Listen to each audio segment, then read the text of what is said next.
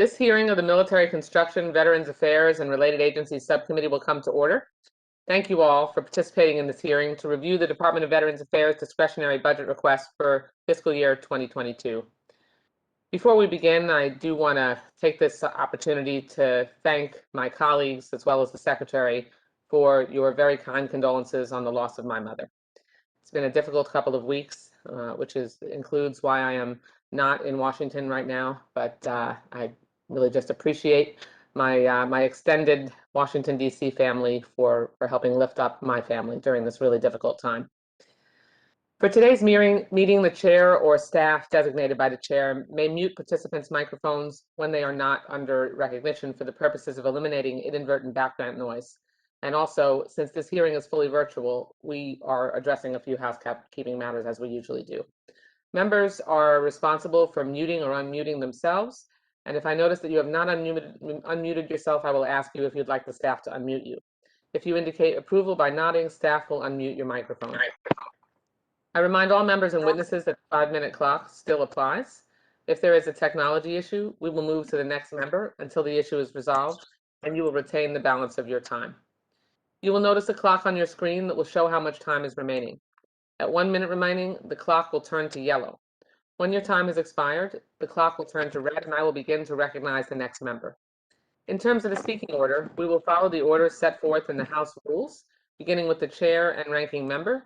Then members present at the time the hearing is called to order will be recognized in order of seniority, alternating between majority and minority, and finally members not present at the time the hearing is called to order. Finally, House rules require me to remind you that we have set up an email address to which members can send anything they wish to submit in writing at any of our hearings or markups. That email address has been provided in advance to your staff. And I am hearing some latent background noise, so if everyone can just make sure that you're on mute until you are prepared to speak, I would appreciate that. Today, I am pleased to welcome for the first time before this subcommittee, the Honorable Dennis McDonough, Secretary of Veterans Affairs. Secretary McDonough is a dedicated public servant, and I know that he is committed to ensuring the very best for America's veteran. I've had the privilege of working with him in the past during the Obama administration, and I'm thrilled to have the opportunity to work with him again. He's accompanied today by someone familiar to most of this committee, Mr. John Michalski, Assistant Secretary for Management and Chief Financial Officer at the Department of Veterans Affairs. The department's discretionary spending request for FY22 provided a bit of detail on some funding levels for VA's programs and accounts, but we're all eager to hear more about your priorities and expectations for the department, Mr. Secretary. Let me start by saying that overall, the Biden-Harris administration's government-wide discretionary request reflects a much-needed reinvestment in domestic discretionary spending following years of stagnation. All Americans, especially veterans, will benefit from a government that supports them and that tackles the big issues facing our country, like income inequality, civil rights, access to education and job training, and climate change.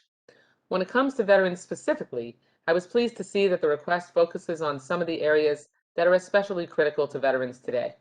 Many of these areas are ones that this subcommittee has also focused on in its oversight hearings and with its investments in prior years.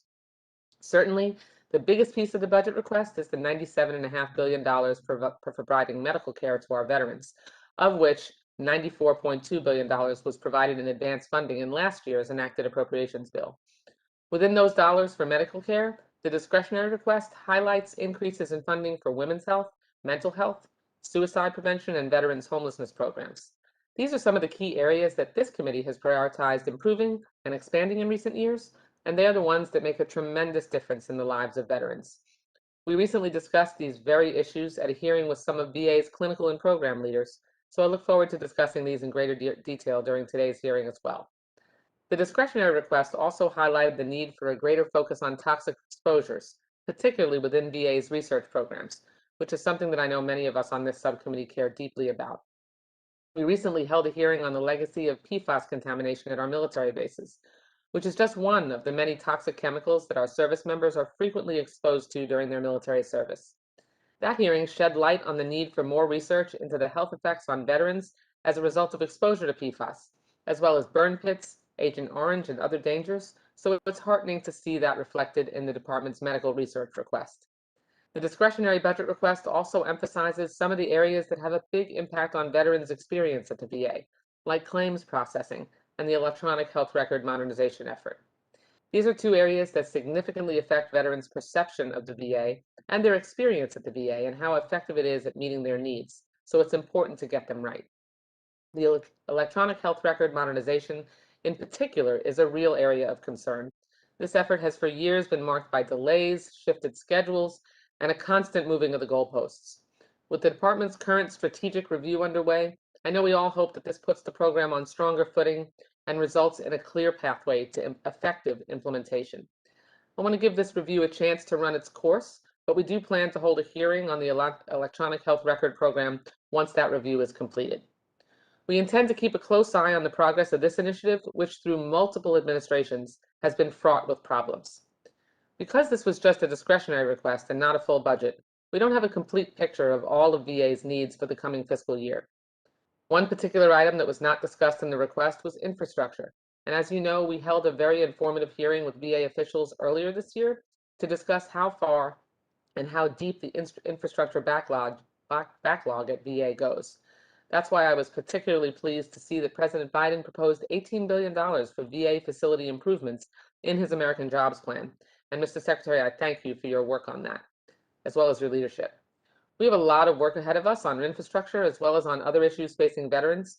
We need to strengthen and prepare VA for the future, build on our previous successes in helping our veterans recover from the pandemic, and ensure that every veteran, family member, and caregiver receives the care and benefits they deserve.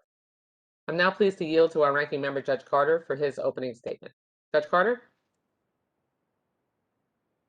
Thank you, Madam Chairman, and thank you for scheduling this important hearing. It's good to begin our work on the fiscal year 2022 budget request. Secretary McDonough, congratulations on your appointment. Welcome to the first hearing of the House Appropriations Subcommittee on Military Construction and Veterans Affairs. I think you'll like working with this bunch. We work together, try to find common ground, and we basically together support our service members and our veterans. This is especially true when it comes to the budget for oversight and the use of taxpayer funds.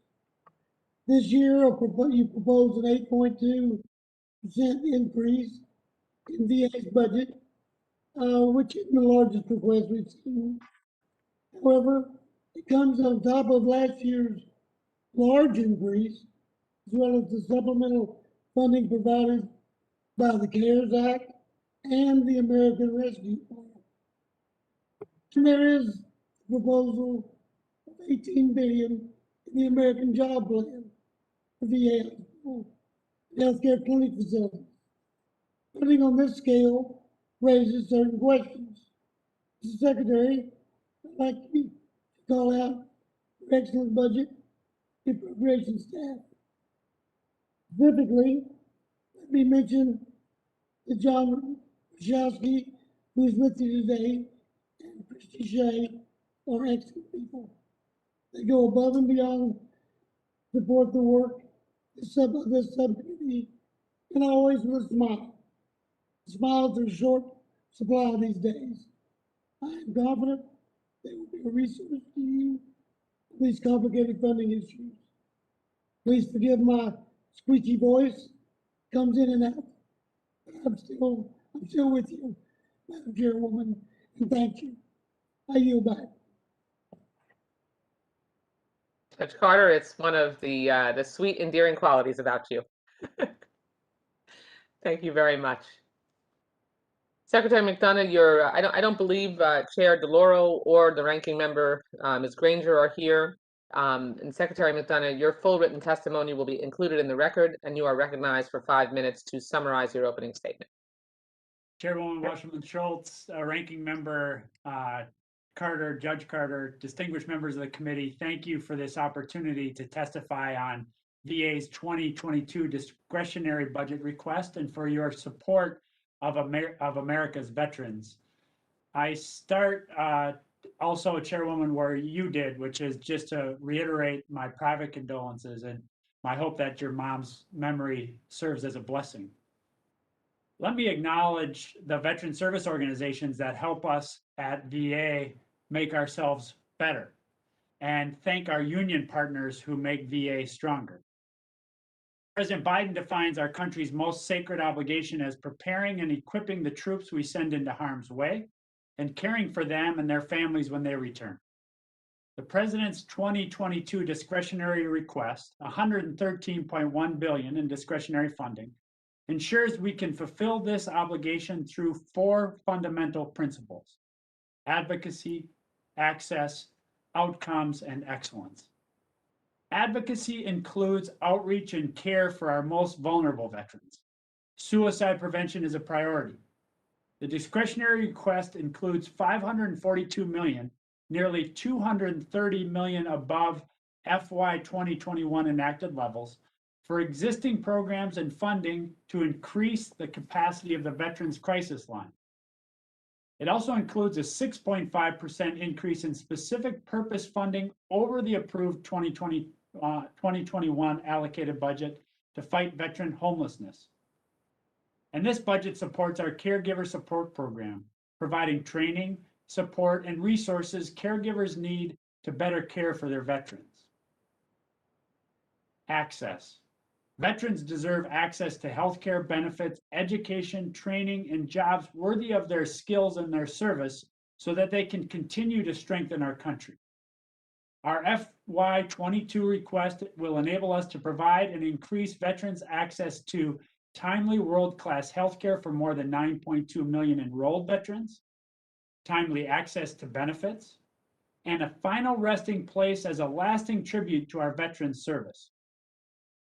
Because of COVID, many veterans have delayed care.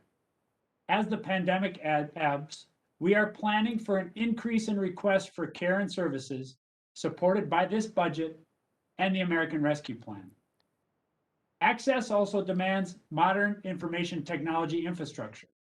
This proposed budget provides $4.8 million for our Office of Information and Technology and $2.7 billion in FY 2022 for our ongoing electronic health record modernization program, as the chairman pointed out. Outcomes. That electronic health record modernization will increase access and improve outcomes for our vets. They deserve positive outcomes in all their interactions with VA. Thanks to the resources provided by the ARP and the passage of the Save Lives Act, we're delivering outcomes on vaccinations for all veterans, their spouses, and caregivers. Over 2.7 million people have been vaccinated with at least one shot to date. The pandemic has, however, delayed the processing of compensation and pension claims, increasing the backlog from 76,000 cases in March 2020 to over 200,000 cases today. This budget and the ARP will allow us to hire 334 new benefits claims processors as part of a comprehensive strategy that will help reduce the backlog by over 112,000 cases by the end of 2022. This budget will also enable us to provide benefits and care more quickly for 3 new Agent Orange presumptive conditions: bladder cancer, hypothyroidism, and Parkinsonism, added in the FY 2021 National Defense Authorization Act. Excellence. Our veterans are the best of America and look like America. So we need to welcome all veterans, including women, veterans of color, and LGBTQ+ veterans. Every person entering a VA facility must be free of harassment, discrimination, and assault. The number of women veterans using VA healthcare continues to increase, and this budget proposal supports that growth and expected future increases. Each of the 171 VA medical centers across the United States now has a full-time women's veteran program manager. We are investing $75 million in 2021 to hire over 400 women's health personnel and provide essential medical equipment. We've hired 109 new women's health providers and staff to date. Research is the foundation for excellent healthcare in the future. The proposed budget includes $882 million the largest increase in recent history for medical and prosthetic research. The research funding is critical to ensuring we are providing care and benefits to veterans subjected to toxic exposure.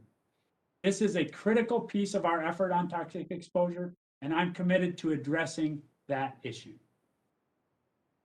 The proposed budget allows us to deliver high quality care and benefits to our veterans at a time when they need it the most.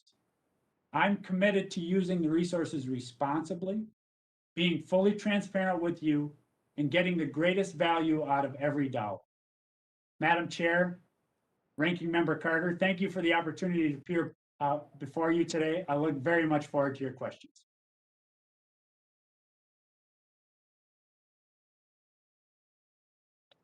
Thank you so much, Mr. Secretary. We appreciate your remarks and shedding some light on the issues that are covered, at least in the skinny budget, and projecting forward what your plans are. And we look forward to your responding to our questions. So we will proceed in the standard 5-minute rounds, recognizing members in order of seniority as they were seated at the beginning of the hearing, alternating between majority and minority. I ask members to be mindful of their time and allow the witnesses time to answer within your 5-minute turn. But of course, we are pretty liberal in this committee with the last, allowing people to be able to wrap up. I'm going to begin, Mr. Secretary, and there are quite a number of questions, and we have so much pent up demand and need at the VA. But I want to start by asking you about the Mission Act. This year's budget request includes $97.5 billion, as I mentioned in my opening statement, for VA medical care, and that's $7.6 billion above the 21 enacted level. You're requesting $111.3 billion in advance funding for fiscal year 23, which is another $14 billion increase. With the cost of providing healthcare to our veterans growing exponentially, we really have to, and I know you and I have discussed this, we have to start thinking seriously about how we are going to sustain these needs in years to come. When the Mission Act was first proposed, I know I was among many others that raised grave concerns about the strain that this program was going to put on our discretionary spending. And as a result, I didn't support it over that concern. Sadly, we see that prediction playing out now, especially as the cost of in-house care at the VA continues to rise. As a result, whatever increase the subcommittee is able to receive in its top-line discretionary allocations gets nearly swallowed up by just healthcare alone. And we all agree that we need to provide for our veterans healthcare, but it's becoming increasingly difficult for us to plan any long-term goals for other initiatives to help veterans. So my question is, what portion of these increases in healthcare costs, either in second bite or from year to year, do you feel is due to the Mission Act? And has there been any discussion at VA about proposing to move veterans healthcare either within Mission Act or in general somehow off budget to avoid it counting toward our non-defense discretionary totals every year? Madam Chair, thank you very much for the question. And we have had this discussion over the course of these last couple of months, and I really appreciate the open channel with you on that. I'd say a couple things.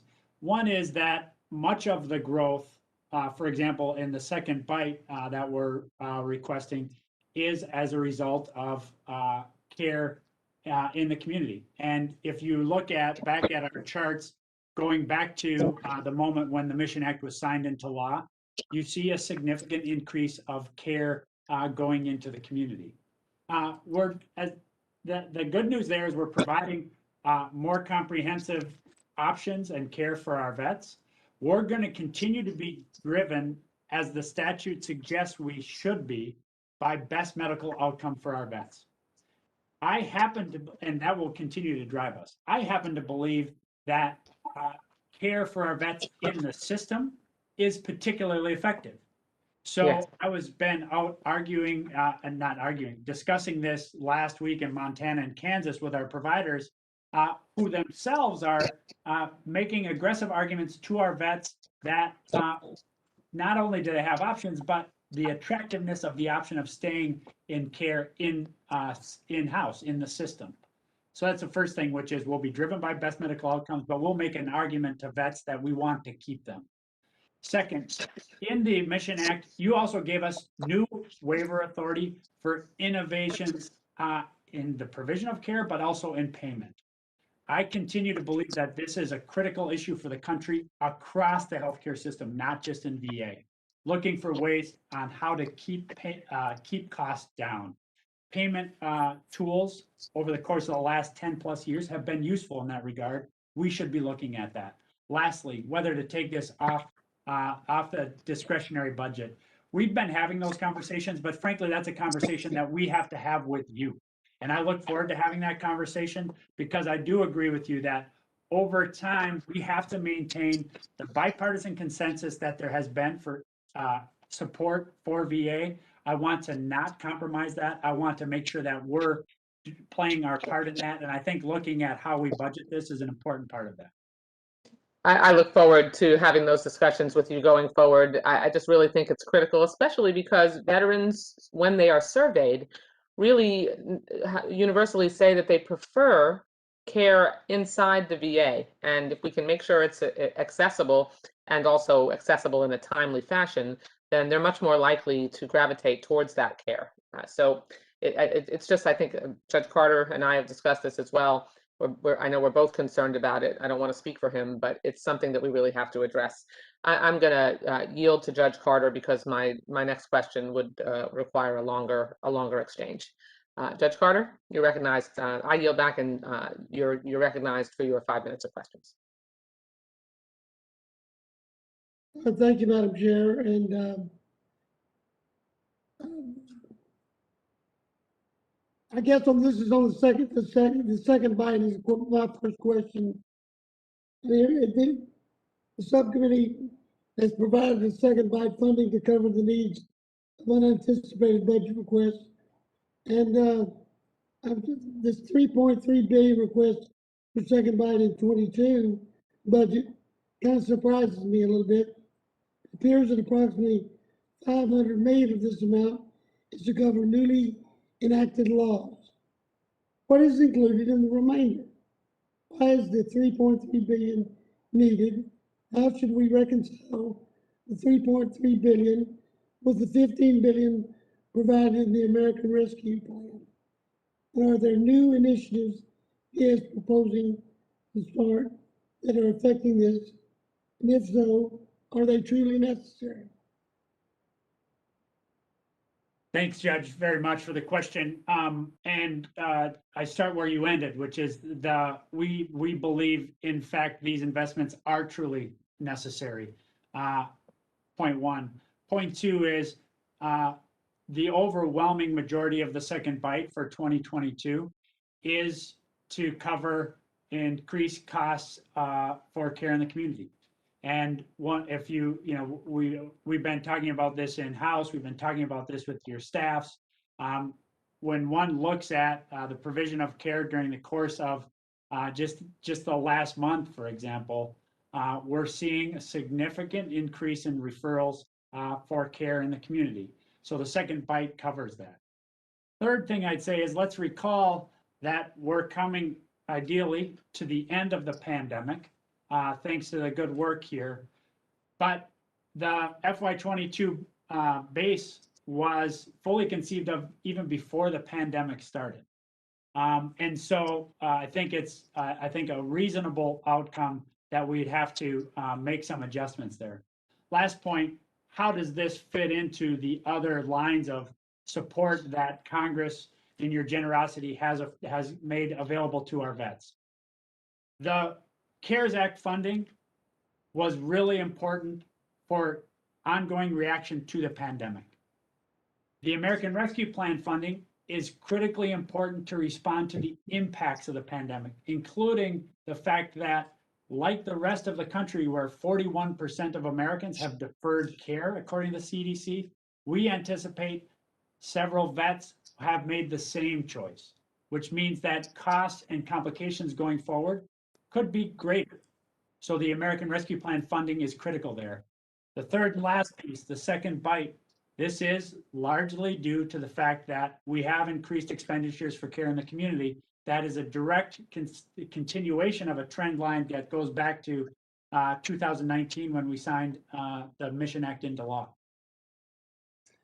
Well, on that issue, as we recall, if you go back to 2019, we were looking at stories that were all over the country of people not being able to access care because of delays in scheduling, availability, a lot of stuff. And I will agree with you, veterans do think in-house care is good. They like the association with people who understand veterans. It's much more important to them than it would be to the average American, and I can understand that, and they deserve that. But they don't deserve the delays we were seeing back in 14, 15, and 16 all the time, that some of them are having to get just routine testing. And so that part of that with the CARES Act, to give them an alternative, but we just were so bogged down and you had to have serious testing done and serious treatment done.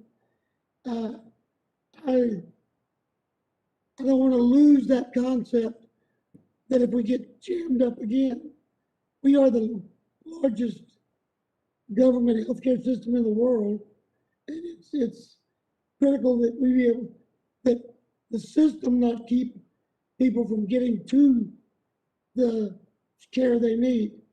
The comment I got from soldiers and others back home was, we love the VA, we don't love how complicated it is to get in. And that's all the way, that's where all this came from. We still haven't, I will say, right now, everybody is really happy with the VA that I'm hearing back home. And that's good. That's the way we want it. And I just wanted to make sure that we're not just, I don't like storing money and waiting for the future. I like us to fund things as we need them. Thank you for your answer. And that was a good answer. If I have time to ask about burn pits, what's the situation with burn pits? What kind of recommendation? That is the talk of my district, is burn pits. What can you give me a little bit about burn pits?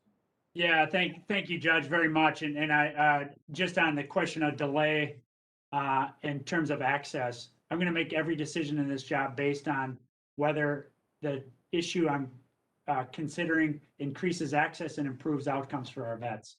So I agree with you. It's a very fair critique that you raise. And part of our argument to vets can't be, hey, come get, we really want to keep you here, but it's going to be hard to schedule you. We have to make sure that we're staying ahead of that curve. One last thing, and then I'll get to burn pits. I am so thrilled and appreciative of the great work of our schedulers, who we call MSAs, across the VA system, and how they're scheduling the vaccine appointments. They are the secret weapon in this effort. They're helping us now reach many more vets, caregivers, and spouses. And it's that kind of care and that kind of capability in the system that we'll draw on going forward, Judge. On burn pits, this is a critically important issue.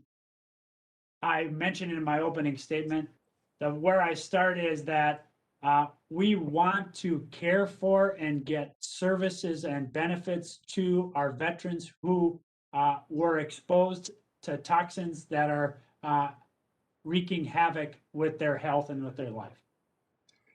That's first and most important.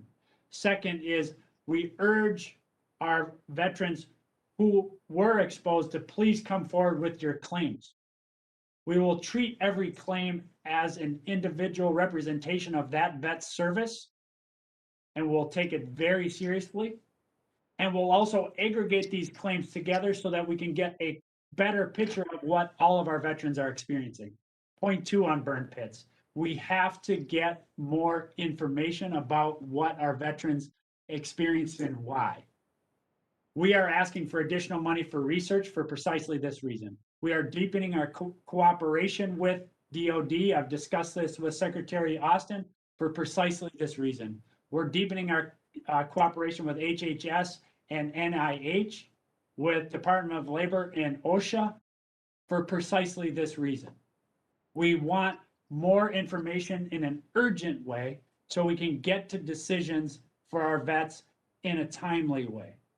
And third and last, I am putting myself on the hook to you on a very regular basis to come back on to you and tell you what that research is telling us and what the individual and aggregated claims are telling us about the veteran experience.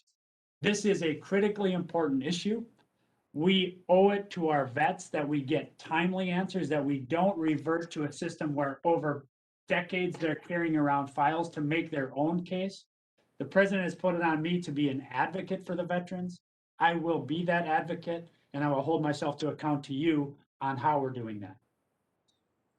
Well, that is fantastic. I know that the chairwoman and I both like communications whenever they're available, so that we can be on top of the game as we go forward.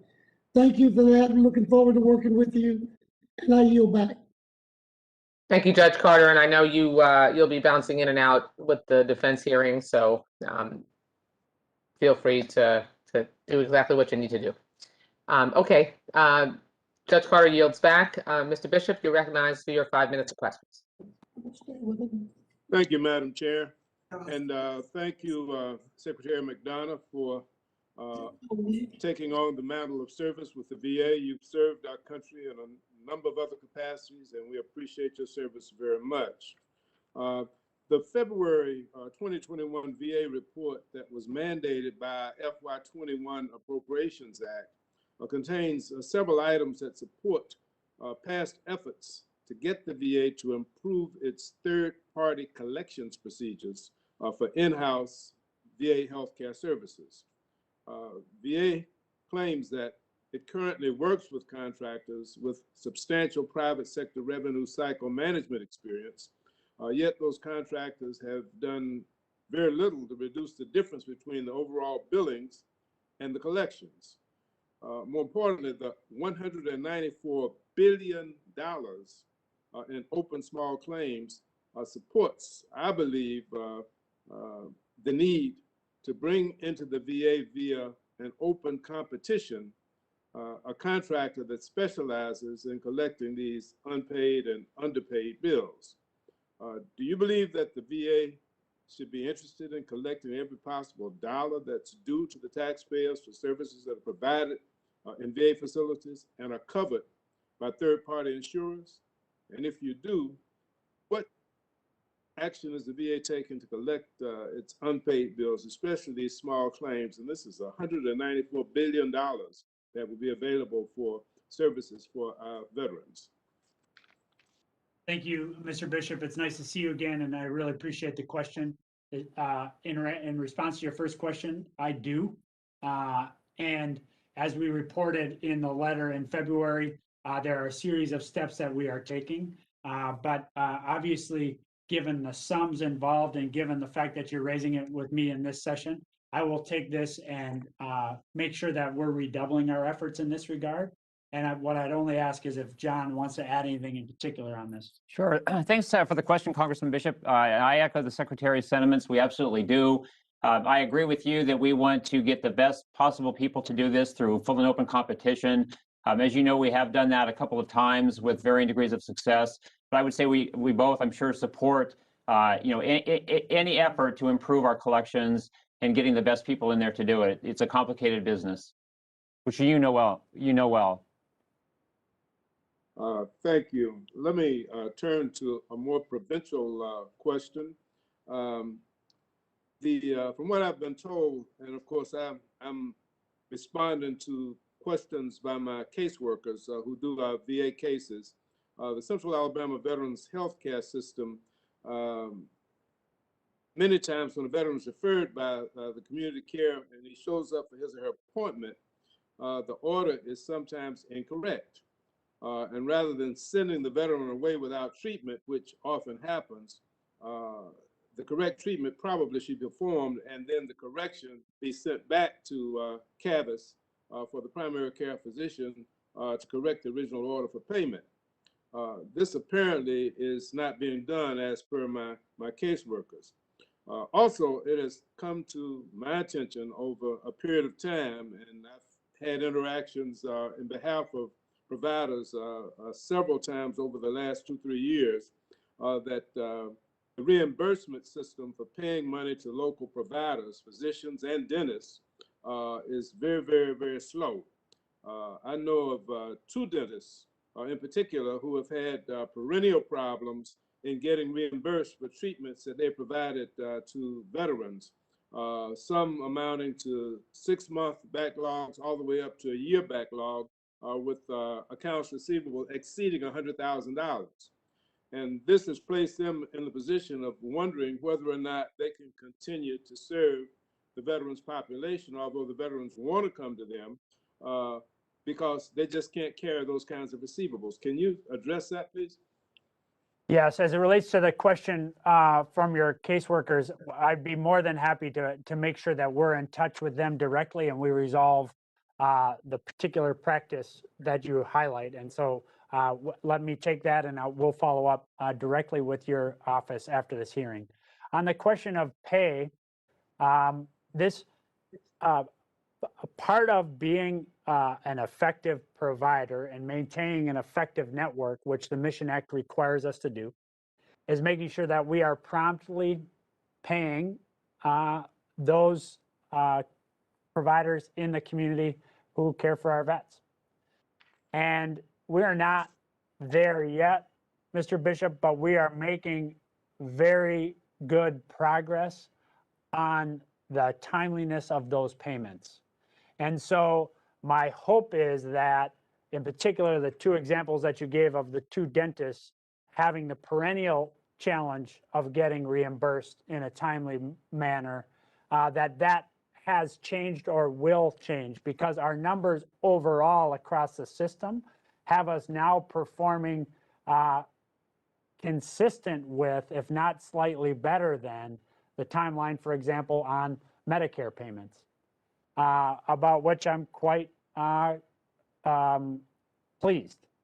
Nevertheless, it may be that the particular cases that you're referring to remain problems, and if that is the case, I would be more than happy to follow up with your staff to ensure that we're doing everything we can there, because through a series of reforms, including automation, our community care office has made substantial improvement on the timeliness of pay. But John, anything that you want to add here? We've made substantial improvements, but Congressman Bishop, we know that there are still situations like that we want to hear about and correct.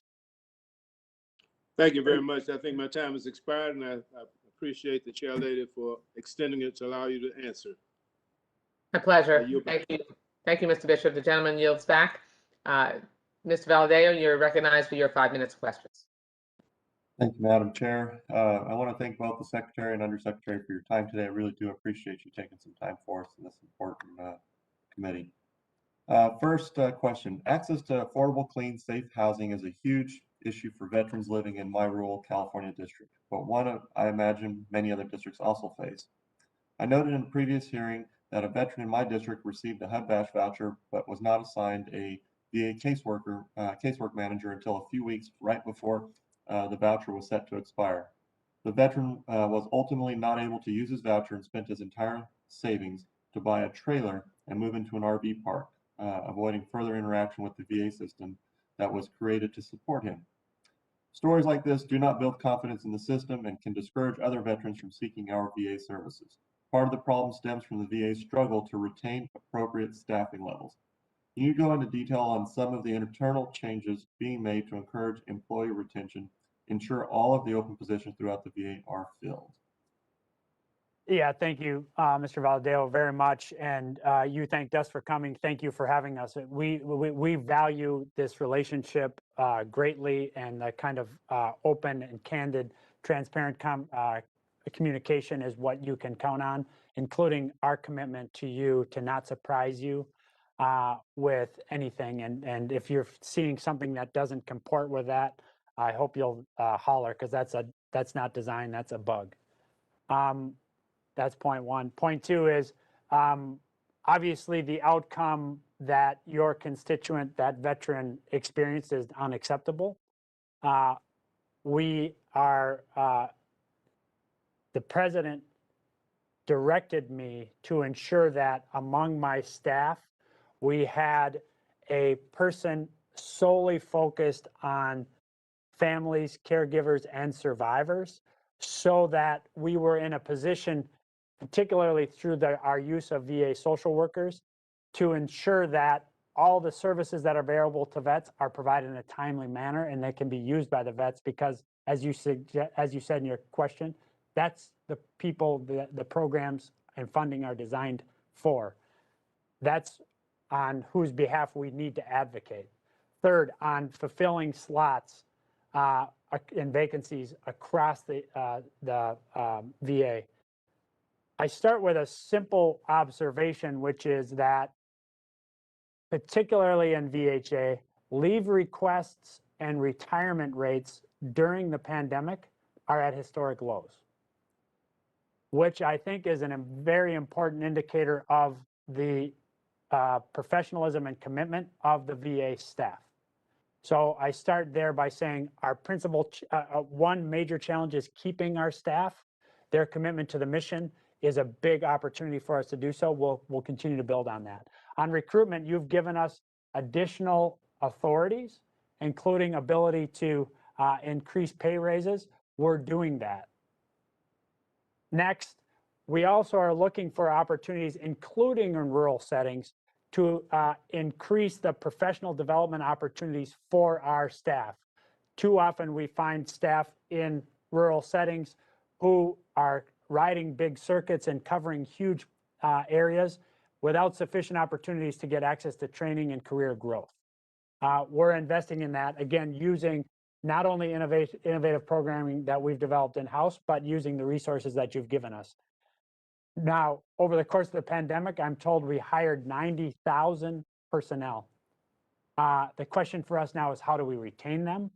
And how do we continue to ensure that they can grow so that we're not in a circumstance like the one you talked about? So does the administration have a timeline in place to ensure vacant VA positions are filled? We do have an ongoing, we do have a timeline. The president has made commitments on the timeline, and we'll continue to make sure we'll make sure by component we have different timelines per component, and I'm happy to make those for social workers, for clinical professionals, and we'll make sure that we get those to you. All right, I appreciate that. And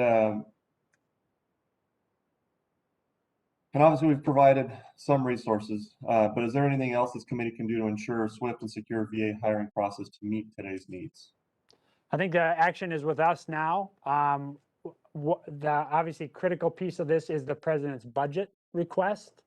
That will allow us to increase several FTEs in several important areas. So fulfilling the first and most important thing we ask of you guys is to fulfill the president's budget request for FY22.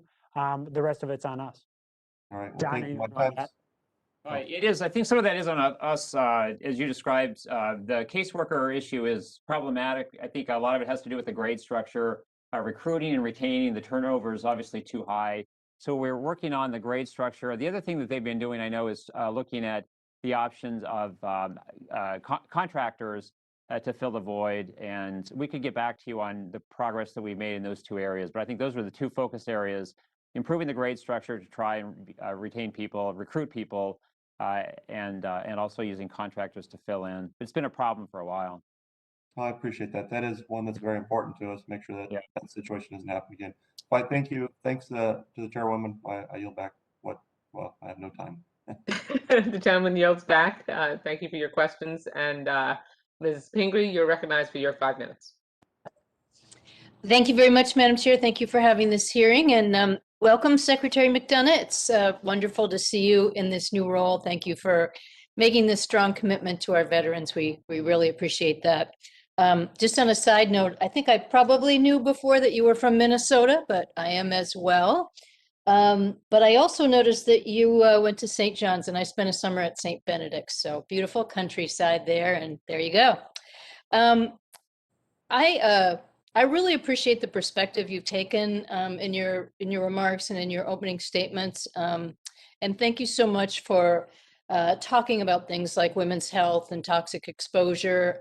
These are, long-time issues, and your willingness to advocate for our veterans, I think, is particularly important. We often, I feel, find ourselves in a position of trying to fight for veterans with, challenging conditions and deal with a VA that is thinking more about, well, let's protect our bottom line. We can't deal with those particular issues. And one of those intractable issues is around military sexual trauma. And I know you have promised to make a commitment to that.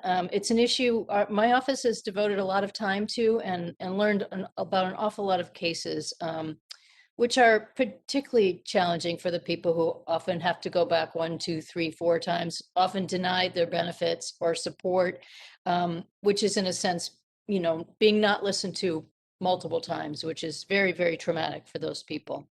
One of the particularly concerning situations I've been worried about is the unequal access to disability compensation for veteran survivors of MST. There's a much more relaxed evidentiary standard for veterans with PTSD. And I know this is a complex issue that we do not have to resolve today, but could I just ask for your commitment to work with me on trying to find a level of fairness there in making sure people receive the treatment and benefits that they need? Absolutely. I absolutely, it's the least I could commit to, and I absolutely will. Great. So just sort of on this same point, in 2018, I'm sure the Inspector General found that nearly half of the denied MST disability claims were not properly processed. And it provided the VBA with 6 recommendations. Despite the promise to implement them, last year the OIG could only confirm that 2 of them had been closed, and it further testified that in reevaluating the denied claims, there were multiple problems. So this is frustrating. Can you confirm whether the VBA has now implemented all 6 of those recommendations? I know you may or may not know that, but I can't confirm now because I don't have it at my fingertips, but I will get you an answer before the end of the week. So by the close of business tomorrow. great. Well, it just seems particularly important. As I said, it's already difficult because of the evidentiary standard, which I think is unreasonable, but then to understand that there's insufficient training, insufficient evaluation, that some of the things that were promised by the VBA to, change the way claims were processed was not followed. And, these are issues, at least in my experience, I've been working on since 2014, and obviously have been present for years and years. So it's a widespread and serious problem. So I just want to, ask one more time. I want to have the assurance that you will take MST seriously, that this will be a priority of resolving these problems, whether it's training or the standards, or just making sure people are supported in these claims that are really difficult to bring forward. Yes, so I absolutely confirm that. I used a very short answer earlier to try to connote to you the seriousness with which I take it, but let me just say a couple of more sentences about it. But first and foremost, you have my commitment on that. Secondly, I have been in a lot of different settings, but including with Secretary Austin, meeting with advocates and survivors of military sexual trauma. And the fundamental issue I take away from those discussions is a sense that too often survivors are re-traumatized in the process of getting access to care and access to benefits. That's unacceptable. So we're working, in fact, I've been talking a lot with our Undersecretary at VBA, Tom Murphy, about the training programs that we are implementing around PTSD claims related to MST. That will continue to be a priority. And at the end of the day, we need to establish the level of trust where survivors are comfortable coming forward to us, because all the examples you've cited are claims where people have actually come forward. What I'm really worried about is the lack of trust in the system, such that survivors don't come forward to get the care that they are should be right to expect. And so you have my commitment. You have my commitment as it relates to existing claimants, and you have my commitment as it relates to ensuring that we become a place where survivors are comfortable coming forward to get the care that they are right to expect. Well, thank you so much for all that you've just said and understanding that at a much deeper level. And I'm out of time, but I just want to say thank you too for coordinating with Secretary Austin on this, because frankly, these incidents should never happen. And if we could resolve it at the DoD level, this wouldn't be a VA challenge. So thanks again very much for your time. Welcome to your new position. Thank you. I just say that in reaction to our shared place of birth, obviously my thoughts are very much with my family and all my friends in Minnesota over these many days here. It's a very tumultuous time, obviously, at home. It absolutely is. I appreciate you saying that. Thank you. The gentlelady yields back. And Mr. Secretary, I would think that there are so many across the country that share those same concerns, and our hearts are with the people of Minnesota and with communities of color all over this country.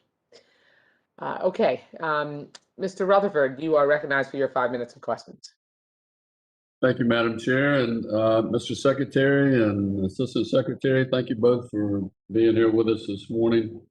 I really appreciate this opportunity to speak to you and hear from you about next year's budget. But before I go into that, I'd like to ask if you could reach out. We are having issues in the district with individuals who are applying for their VA benefits across the board, whether it's medical care, education, all of the benefits that they have access to. They can't get the proper documents because the National Personnel Records Center, and I understand it was probably because of COVID, and I do understand that they're not really under VA specifically. It's the National Archives and Records. But if you guys could kind of light a fire under them or something, you know, at least find out for us, you know, when we think these backlogs on records can be dealt with, and because it's really having an impact on our veterans. At least in my district, I know, and I'm sure it's all across the country because of the backlog.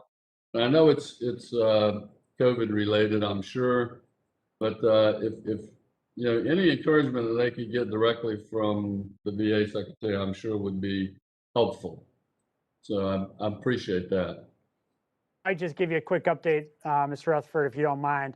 So this has been an issue since I got down here, and we've done a series of things. I talked to the National Archivist about this.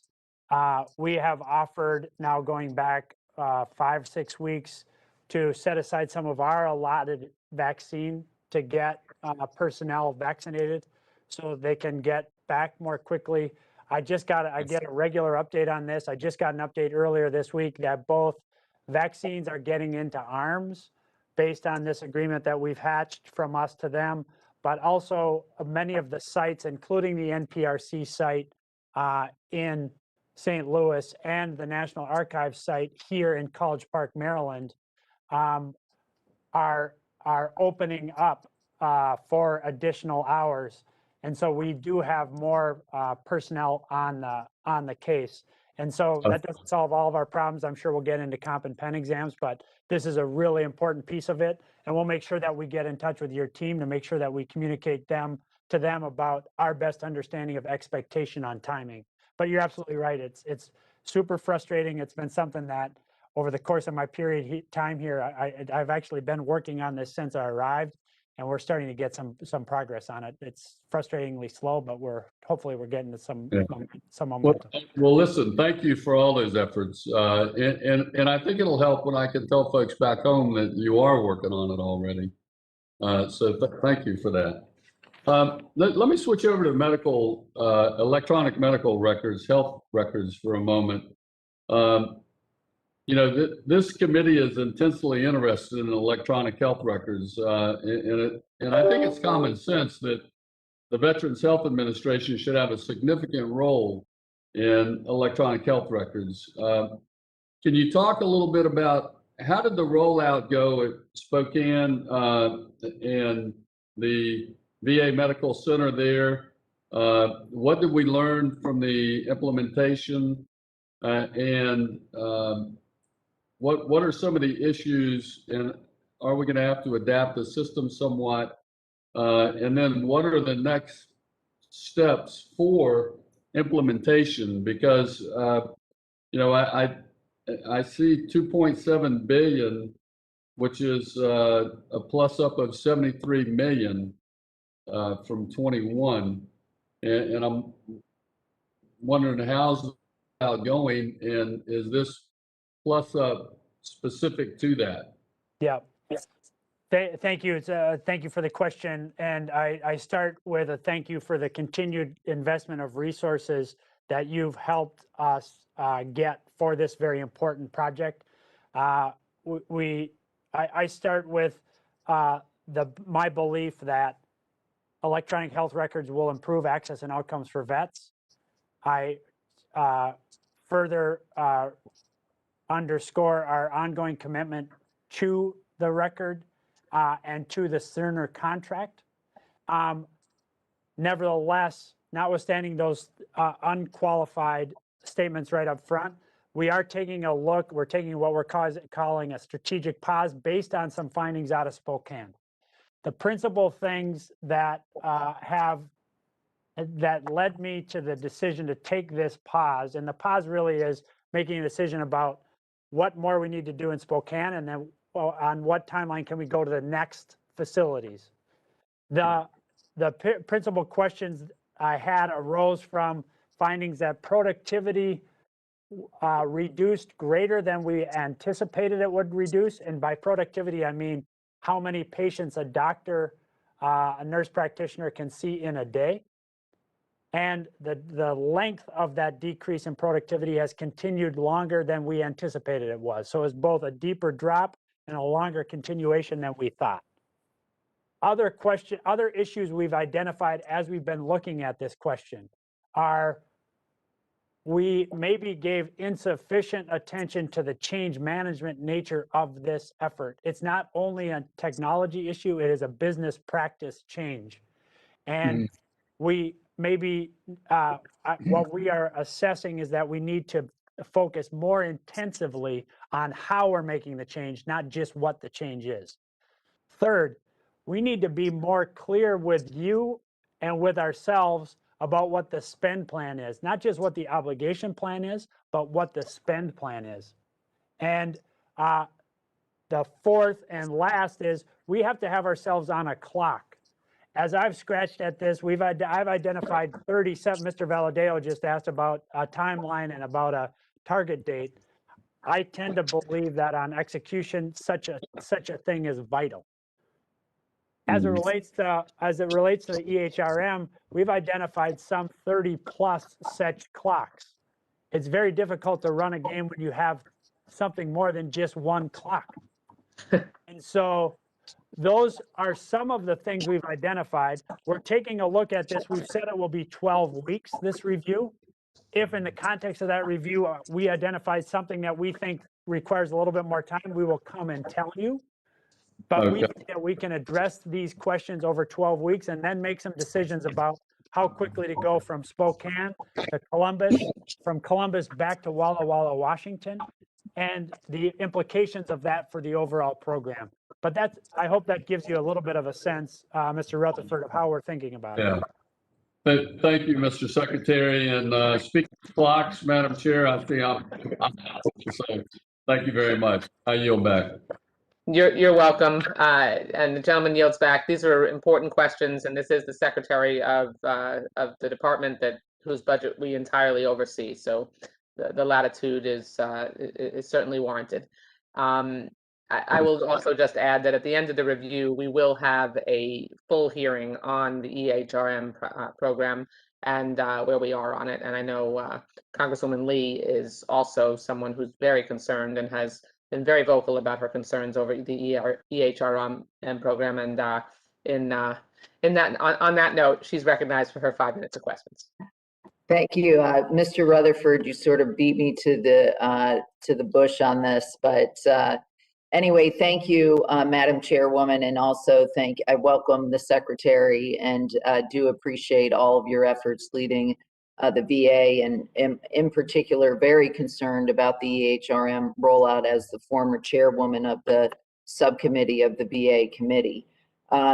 You know, I just wanted to ask you, you talked about your 4 points, and I can't agree with you more on the change management issues. And the training was something that we saw deficiency last year. And obviously, when you're seeing the reduced productivity and especially the long time lag in getting that productivity up, that really speaks to that issue.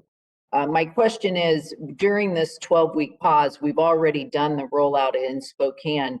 What is happening in Spokane during this pause? Have you completely paused the rollout there, or are they going back to Vista? Or are they continuing the rollout there?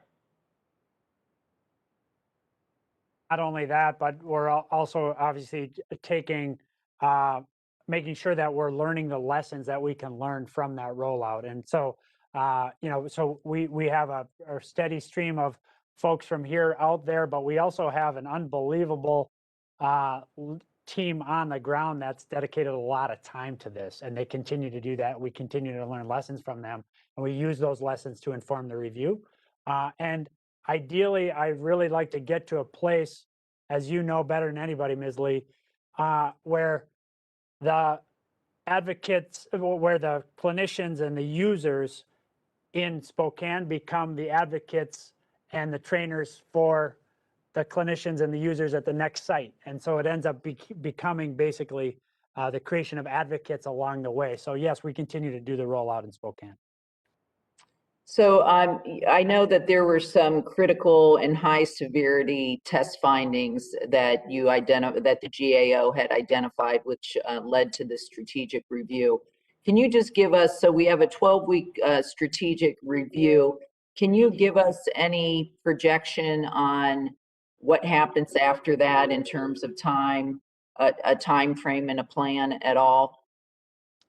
I want to be careful not to get far ahead of the review, Ms. Lee, and you know, we just had a full hearing yesterday on this too, up with your colleagues in the authorizing committee, and what we committed to there was that we're gonna let the findings here help inform our next decisions.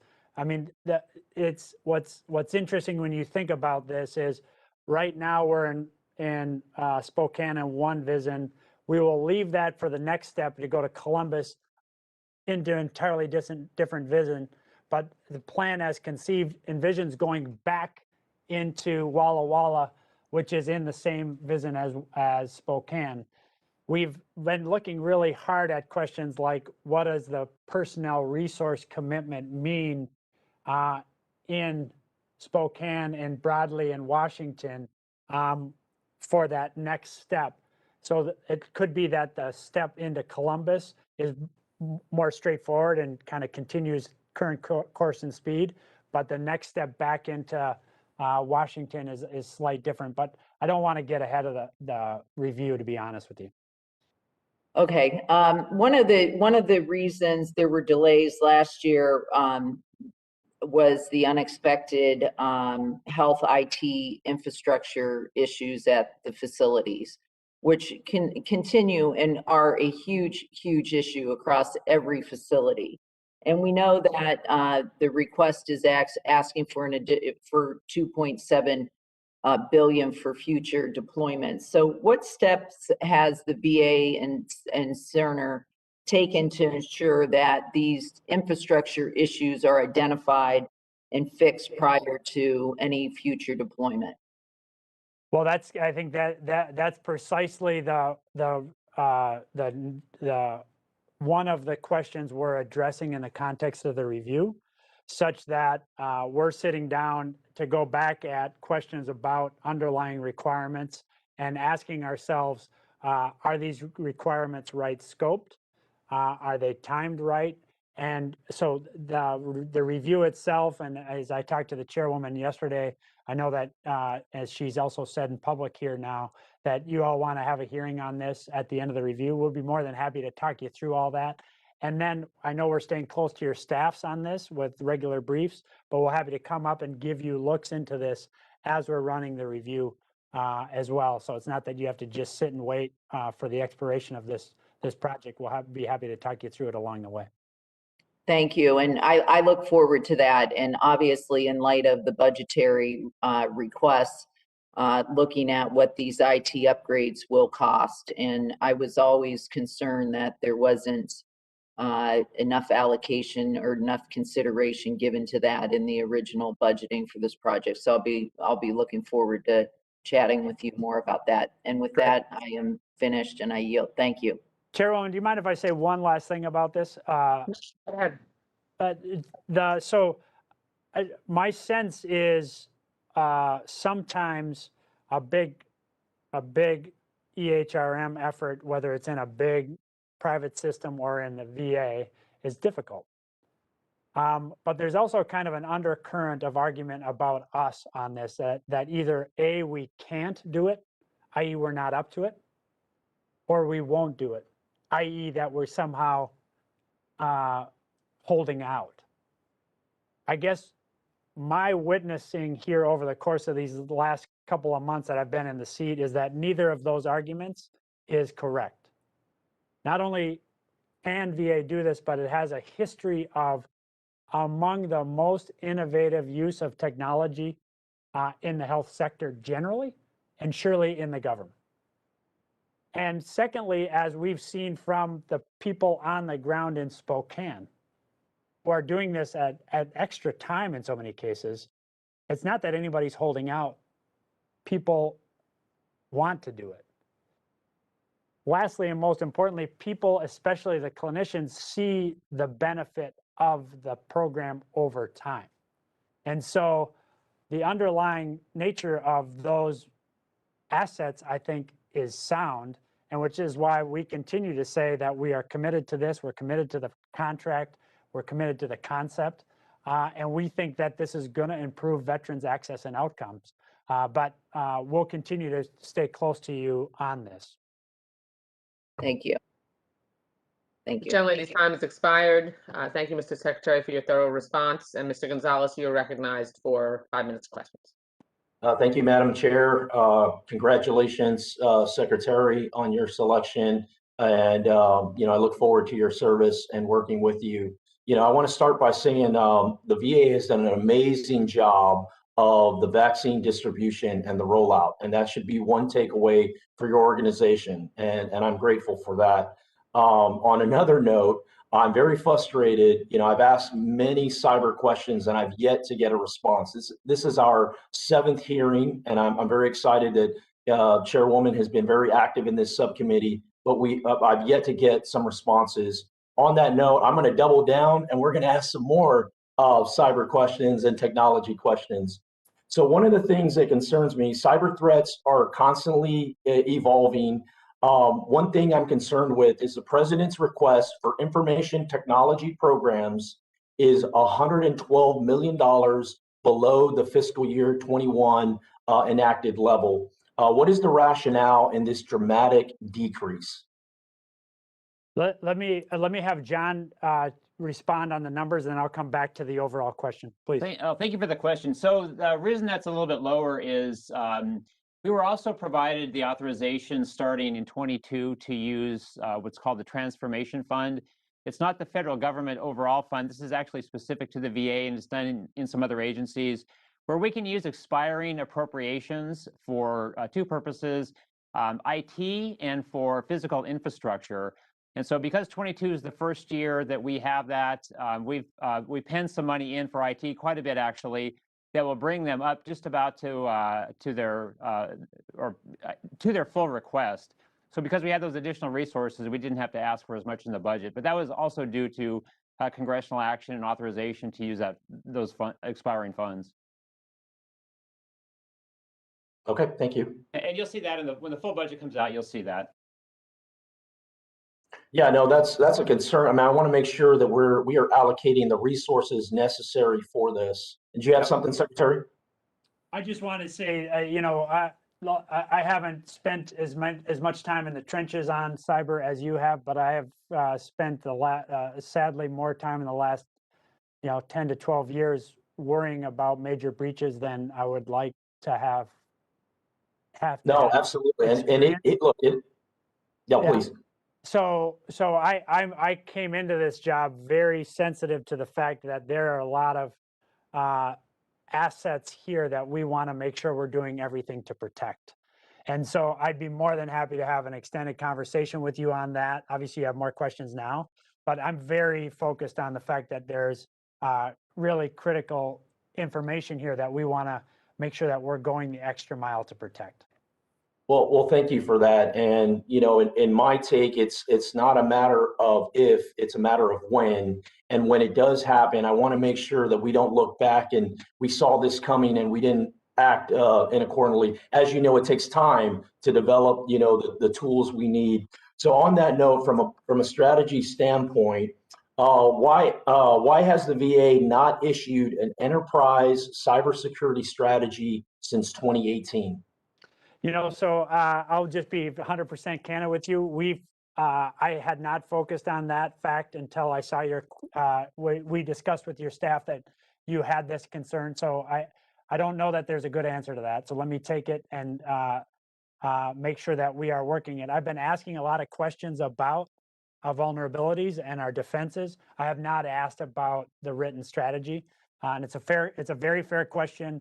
And especially if the lack of such a strategy suggests lack of seriousness of intent, which I do not believe is the case. Nevertheless, I'll take it and I'll get you a good answer.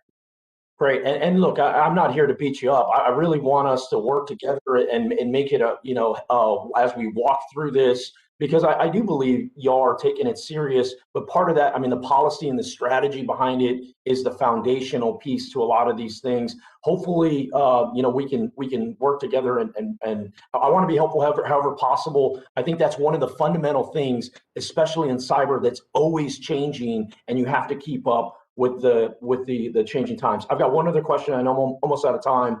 Telecommunications in particular have been very key, right? Especially during the pandemic. And I think that's great. I think it's fantastic that we're focusing on that. But from a secure communication standpoint, it is very critical. What efforts are we doing to ensure that these communications are secure? You're dealing with very private and sensitive matters in some cases. Yeah, so you're absolutely right to ask about it. I've been asking about it from the other end, which is to keep asking about any evidence of any breaches or any evidence of insecurity. I keep being reassured that none. As it relates to the specific steps we've taken to protect the platforms and the individual communications, I just don't have a good answer for you on that, and I will take that for action and get back to you on it specifically. Okay, thank you. And I'm out of time, Madam Secretary. The gentleman's time has expired. Thank you for your questions. And Mr. Christ, you're recognized for your 5 minutes of questions. Thank you, Madam Chair. Secretary McDonough, it's good to see you again. As you know, the VA has a requirement of an additional medical exam called a pension and compensation, or C&P exam, when a veteran cannot provide enough documentation to support their claim. In my district in Florida, our local veteran community has voiced their concerns regarding how these exams are conducted. Oftentimes, veterans only get 10 to 15 minutes with a provider, despite the scheduled time covering an hour, and the providers themselves may not even specialize in the medical field that covers a veteran's claimed disability. I think you might agree that when a veteran is put in that situation, they get a result that does not back up their claim. It can cast doubts on the integrity of that process. Excuse me, are you aware of the concerns with P&C exams? And what are we doing to improve the integrity and transparency of the disability claims, if you can? Yeah, thank you, Mr. Christ, and it's good to see you too. I am aware of the concern. I'm also aware of the fact that Mr. Rutherford asked about the supporting document issue, Right. which is one of the reasons for the backlog. The other reason for the backlog on claims is a real backlog on C&P exams. And so we're implementing a kind of a three-part strategy here.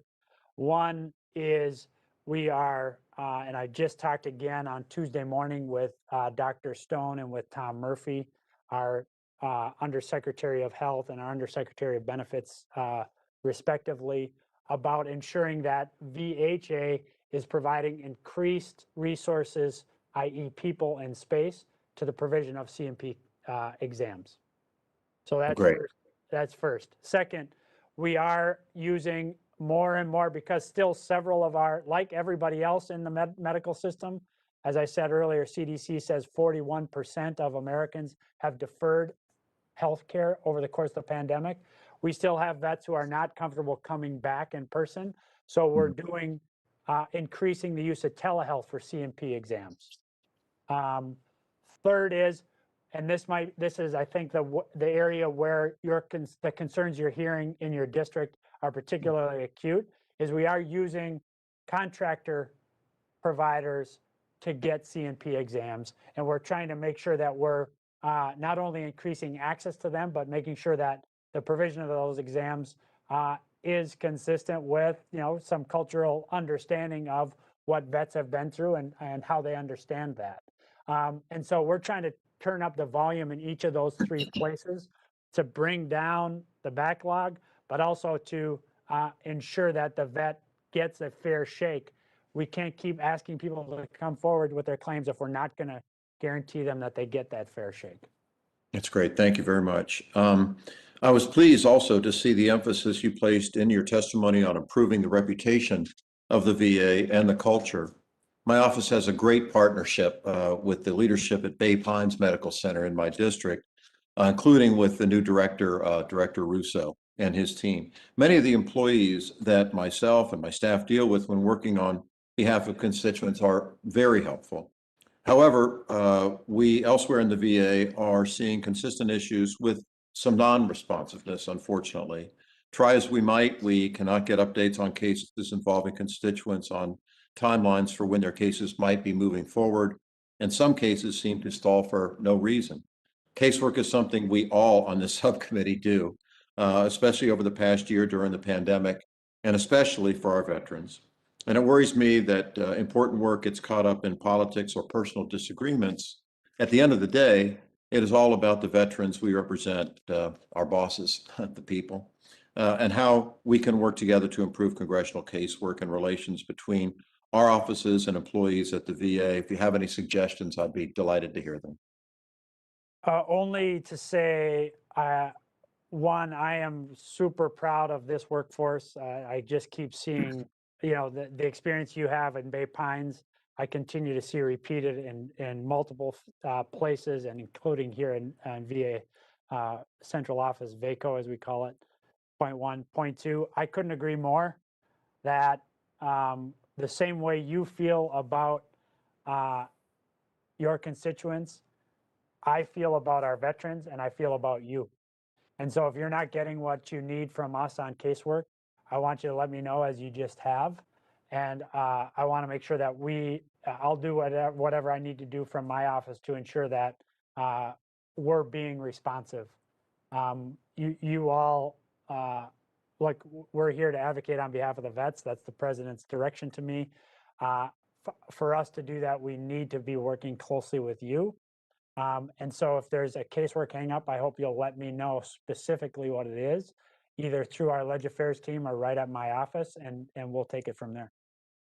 Thank you very much, Mr. Secretary, and congratulations on your well-deserved appointment. And thank you for your public service to our country. Thank you very much. Yes, sir. Thank you. The gentleman's time has expired. Mr. Case, you're recognized for your 5 minutes of questions. Thank you, Madam Chair. Mr. Secretary, apologies if some of these questions have been answered. Like some of my colleagues were dodging a few appropriation subcommittees today. So much of the discussion in our subcommittee and across VA right now reflects kind of a larger revolution in healthcare brought on or accelerated, I guess I would say, by COVID-19. Telehealth, telehealth gets to broadband, broadband gets to IT, IT gets to some of the security issues that my colleagues have already talked about. And so I think we all understand that, that the potential to reach veterans where they are, as opposed to kind of a hub and spoke system, which was the old days, you come to us in these big centers. You know, we're getting there now, and I think that's really, really critical. And so my questions are kind of along those lines in a couple of specific instances, but I'd love your broader thoughts if you haven't gone there already, and I apologize again. One of our very early subcommittee hearings this time around, there was mention made of Atlas, the accessing telehealth through local area stations program. And it intrigued me, so I went out and checked it out and got a personal demonstration. I appreciate VA coordinating that, and it looked really good to have just small pods out there throughout the community at places where veterans would tend to congregate, small VA centers to put people in touch with their physicians or healthcare practitioners. And so have you yourself taken a close look at that, and what do you think about it? And I mean, I think it's something that should be expanded. I know you're in a pilot program situation right now, but very promising to start with. And I speak not only from the perspective of many of my other colleagues on the subcommittee who have their own veterans healthcare access situations, but I've got really intense ones in an island state where it's not easy to go from one island to another island to get healthcare. And that's before we even talk about, you know, the Northern Marianas and Guam and American Samoa, which has its real challenges in veterans healthcare. And so the move towards accelerated telehealth, accelerated, revolutionary in some ways, ways of getting the doctor and the healthcare practitioners to the veteran wherever he or she is, I think we should pursue. So on the subject of Atlas, is that what do you think of Atlas, and is that something that might be accelerated? Yeah, so I start with, you know, let me just start with one general point, which is there are some awesome vets across the geography you just talked about, which is obviously your home state, but then American Samoa and Northern Marianas and all the way to Philippines. I want to get care to our vets there. They've earned it. They deserve it. We got to get it to them. Second, on Atlas, and specifically, I have not sat down as I probably should, since you, for example, you have, and run through it myself. I've been studying papers on it, talking to our team about it, and talking to our partners about it. And I could not be more excited about it, and our team could not be more excited about it, particularly as it helps us to fill these really critical access gaps that have to do with, you know, distance and space and time, the tyranny of distance, right? And so we could not be more enthusiastic about it. We're trying to expand it as much as we can. And then third, I just say one last thing. I was in rural Kansas on Thursday afternoon, Junction City. A social worker there explained to me a scenario where a very uneasy veteran came in about 3:30 on a Friday afternoon, clearly needed acute psychiatric care. It's a national shortage everywhere to get access to psychiatrists. She was able, using telehealth capability, to get him care through one of her 3 partner psychiatrists. One is in, I think, in Kentucky, one is in New York City, and one is in Topeka, Kansas. She was able to get that vet assurance that by Monday morning he would get seen through telehealth by a psychiatrist. That, unfortunately, is not the standard in our country right now, no matter where you are, whether you're a vet or a non-vet. And so this telehealth platform, we just have to consolidate the gains we've made and get that to a new level. And so this is one of the real strategic priorities for us. Yeah, across healthcare, we're confronting the whether these kind of barriers, which have good, solid groundings in many cases, the personal contact between the healthcare provider and the patient. They're well grounded, but you know, it's time to revisit some of the basic assumptions, and COVID-19 has forced us to do that. And I think this is a critical part of the evolution of VA healthcare, as you just pointed out in that specific situation. But anyway, my time's over. I yield back. Thank you so much. Thank you, Mr. Case. The gentleman yields back. Mr. Trone, you're recognized for 5 minutes of questions.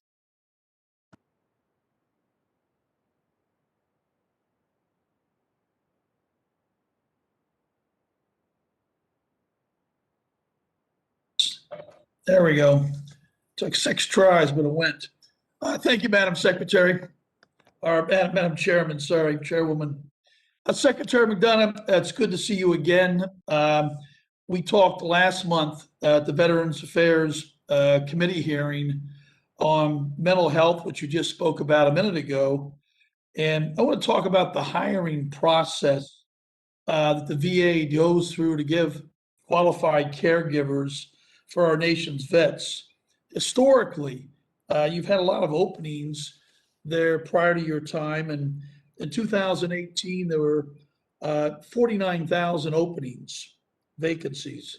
In 2020, that's down to 32,000 vacancies, and many of these are in the health administration side. How many total employees do you have roughly? About 420,000. So that's I'm in the business, a business guy, and frankly, that's a huge number to have 32,000 openings out of 400,000. That's a lot of vacancies, a lot of turnover. And one thing I know about business, it's real simple. I got to have enough people or I can't get the job done.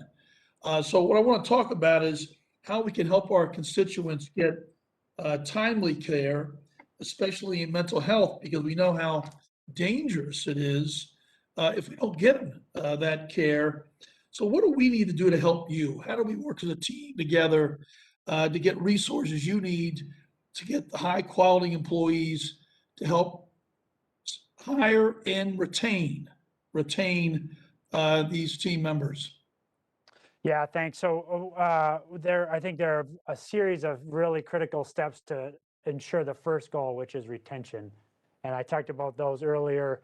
We have a series of practices and programs around ensuring, especially with our mental health professionals and those deployed into rural settings, have career growth training opportunities to ensure that they can stay with us. Second, it's not just, I know you're asking about mental health, but this is a critical issue because I've been talking with some of your constituents as we've been talking with women MST survivors, as I talked about with Ms. Pingree, but also as we talk about women vets generally. Right now, access for women's health care in, for example, the CBOC in Gaithersburg, we have a nurse practitioner who rides a circuit throughout Montgomery County, starting at the DC VA Med Center. And we just need to be in a position where we have the personnel at each of the CBOCs for our women vets because they're our fastest growing cohort. The president's budget gives us increased appropriations to do that. So that's the first thing you can do.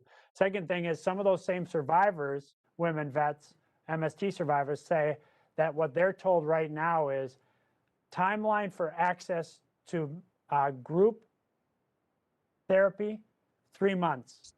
Timeline for access to individual therapy, 6 months. As you said, when you're in an acute state and need for therapy, 3 months, 6 months is not acceptable.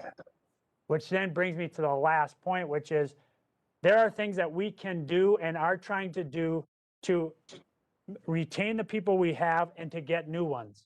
But to be honest with you, and this is what we talked about with Ms. Capter in your hearing last month, to a certain extent, we're robbing Peter to pay Paul as it comes to mental health professionals. So the thing we need is a strategic national effort to increase the supply of those trained individuals. You've given us a really important thing in the Hannon Act to allow us to move grant money, which is represented in this budget, into local communities for alternative strategies too. That's important. And you're helping us identify those alternative alternative providers is really important. But that is also going to be necessary, but as yet insufficient until we can grow the capability more generally. Yeah, we certainly totally concur with you. It's a situation of a lack of healthcare providers, psychiatrists, psychologists, therapists all over the entire United States, and we're working on some legislation in that exact area. You're dead on. But at the same time, we've got to figure out a way on your team to go back and get caught up. I mean, 3 and 6 months delays. I mean, you know, someone's going to talk to those folks eventually, or something bad is going to happen.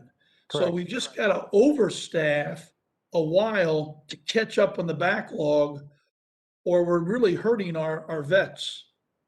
Yeah, I couldn't agree more. And I'm on the hook to Mr. Valdeo to come back with some specific timelines that we have in each of these components.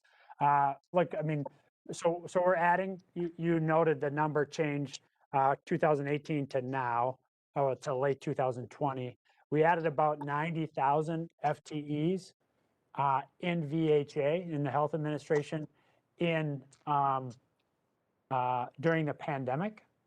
That's accounting for attrition. So even as good as that number is, we need to do more. And I said earlier, and I highlight again, rates of leave requests and rates of retirements right now across VA in the context of the pandemic are at historic lows. So people are drawn to the mission. People are performing the mission well. It's on me as the leader here, working with the tools that you've given us to make sure that we continue to fill these vacancies. The president's made commitments on this. He's made very clear to me that I owe him performance on it, and I'm telling you, I owe you performance on it too, and I'll hold myself to account on it. Thank you. I yield back. Thank you. The gentleman's time expired, and Mr. Secretary, that when in the previous administration, we all expressed concern with your predecessor over the number of slots that remained open and were left open. So making sure that the services that the VA provides are actually capable of being provided by having real people in those slots to serve our veterans is so critical. So we're glad to hear you are committed to that. Okay, we'll begin a second round. I'll go through the same question order, and just let me know if you do not have a second round question. Mr. Secretary, as you know, and I've discussed with you, that the subcommittee has had thorough discussions and a hearing on how best to ensure that assisted reproductive technology benefits that are available to some veterans are best meeting the needs of veterans who want to start a family. Currently, veterans with service-connected disabilities that prevent them from having a child are blocked from using this VA benefit simply if they would require donated eggs or sperm due to their health conditions, or the use of a gestational surrogate, even if they obtain the donated egg, sperm, or surrogate at their own expense. And by the way, that's in spite of the fact that there is no such prohibition when it comes to an IUI. And so that distinction makes absolutely no sense. The inequity and discriminatory policy extends further by blocking same-sex and unmarried couples with a veteran from accessing this benefit that they've earned through their service.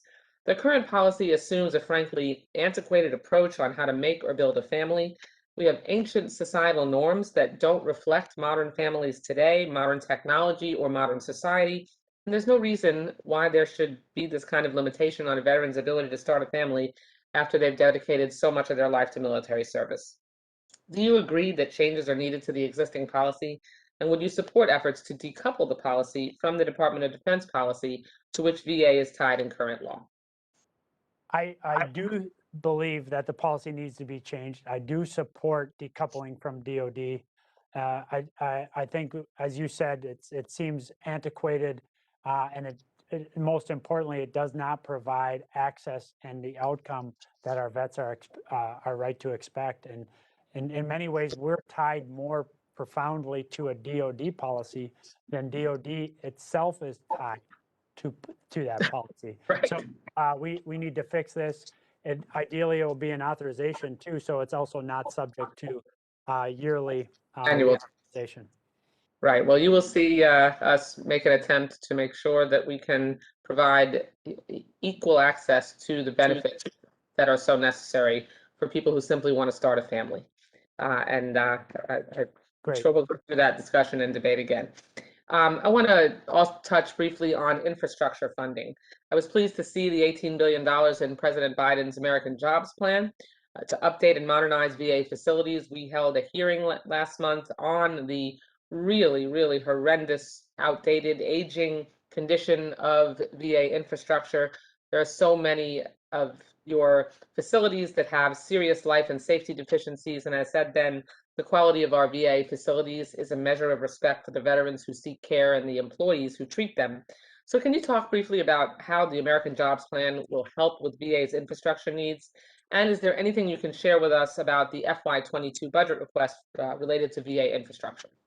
Great. So let me make a couple of, thank you, Chairwoman. Let me make a couple of comments, and I'm going to ask John to dig into the request a little bit more.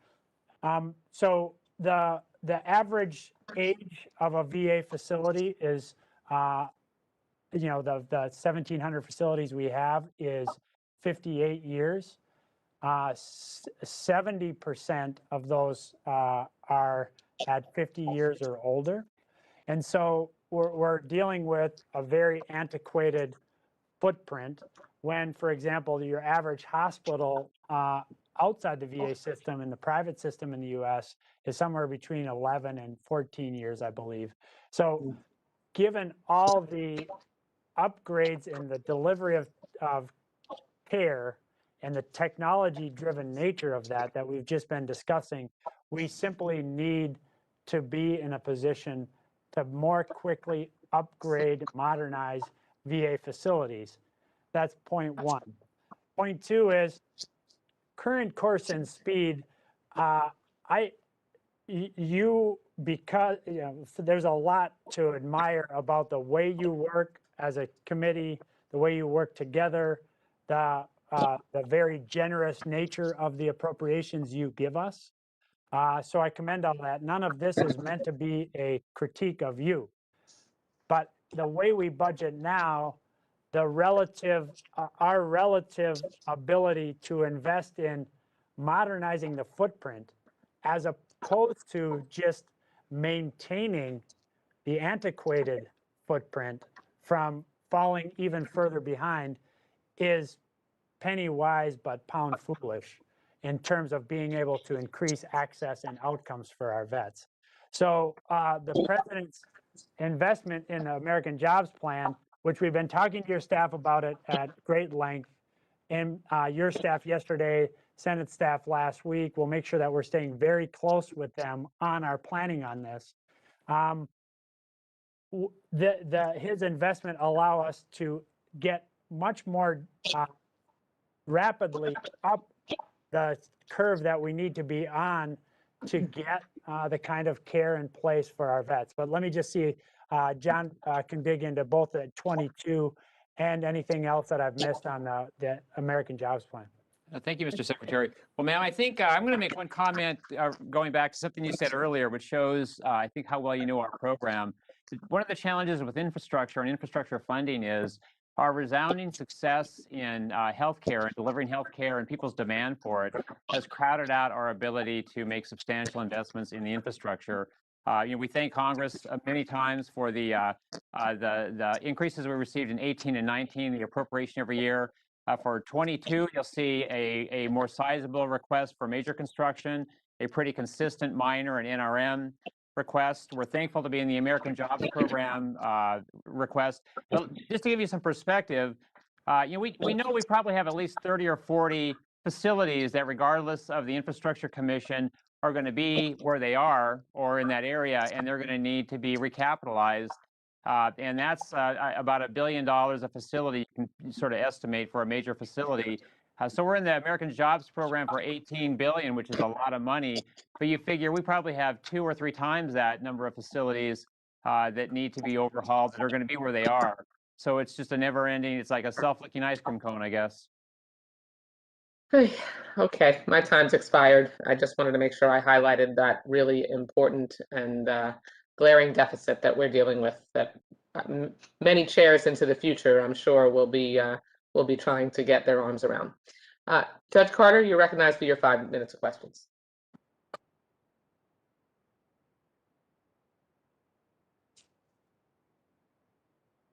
Judge, I think you're on mute.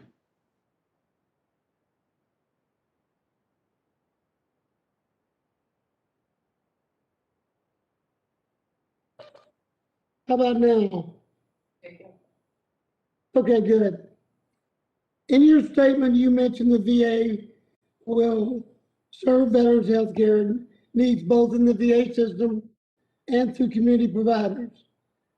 This is how it should be, because their veterans are each unique individuals. They have unique healthcare needs.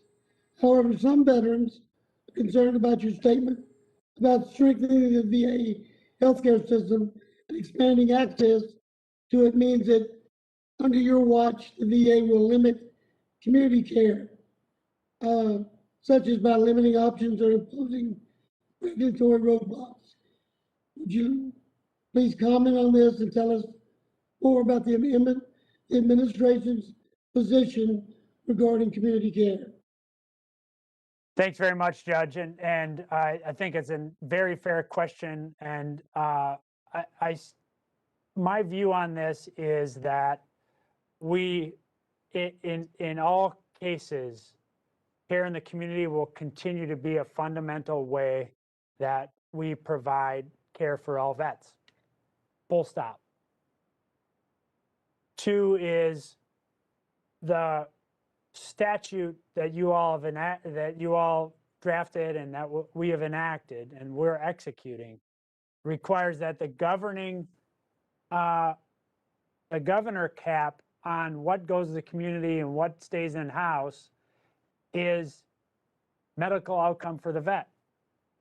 What's best medical outcome for the vet? That's second point. That statute, we abide by the statute.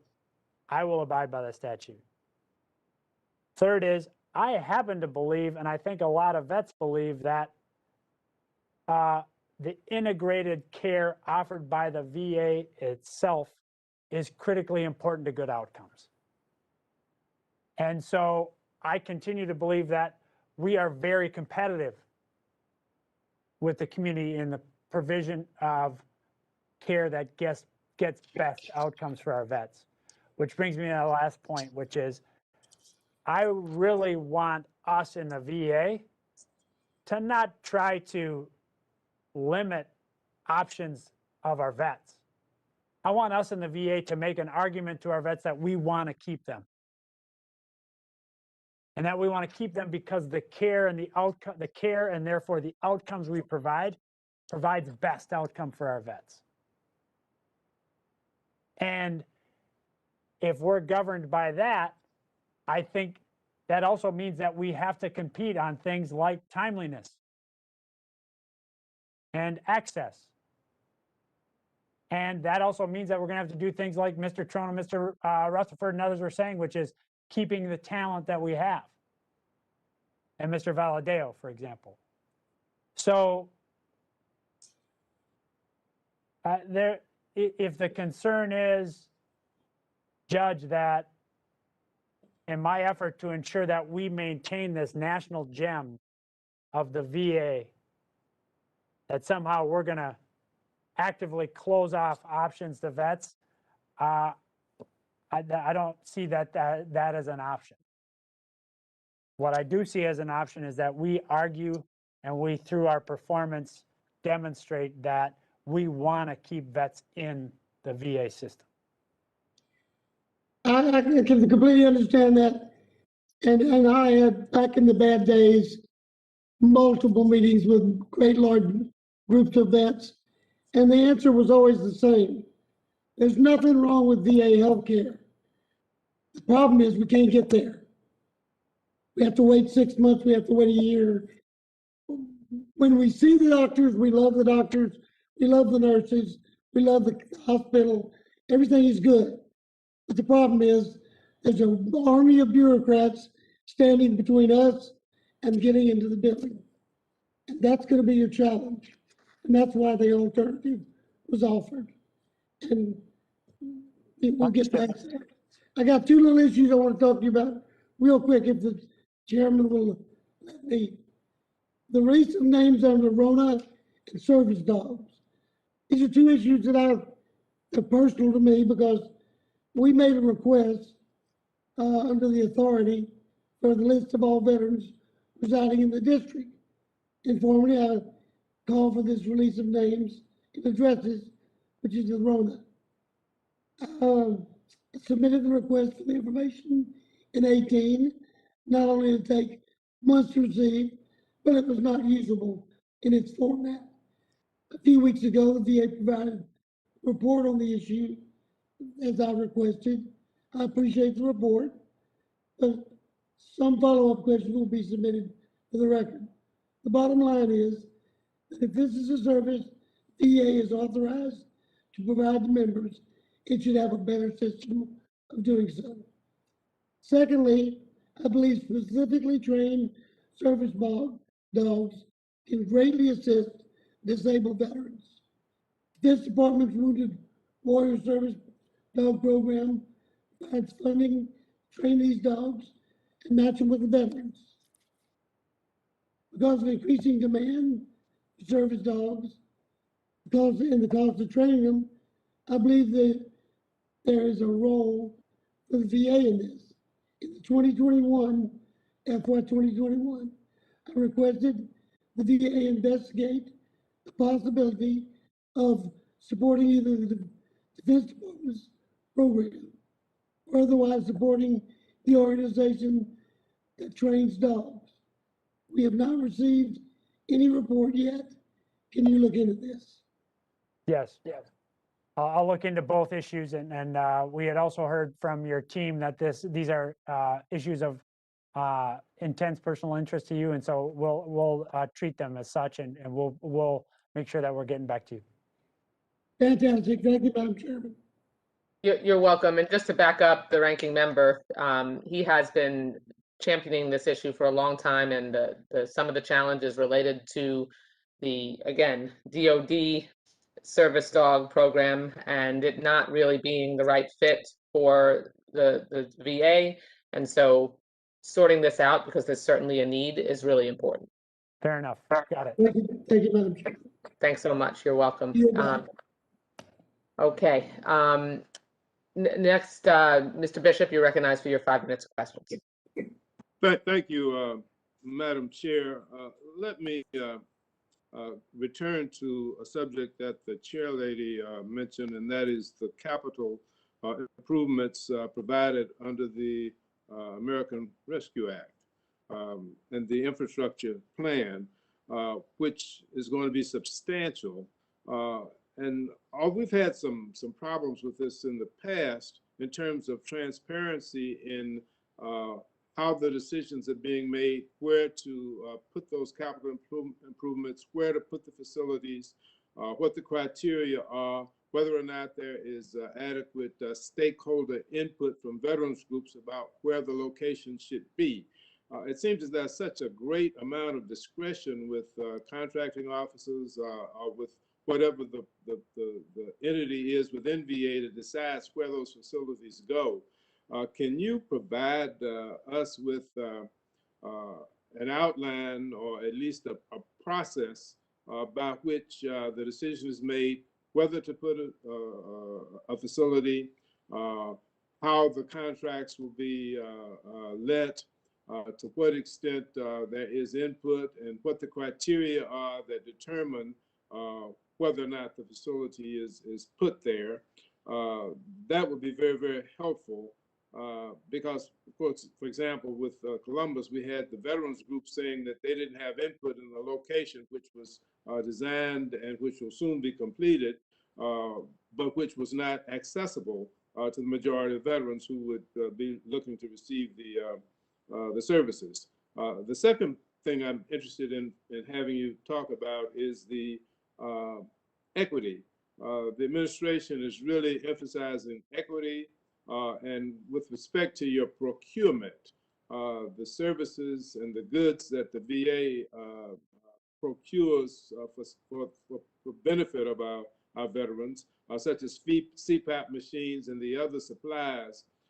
Do you have a good DBE program? There are minority businesses, contracting opportunities, women-owned businesses. Do they have an opportunity, minority businesses, veteran-owned businesses, to participate in supplying the Veterans Administration with the supplies and the materials that they need for our veterans?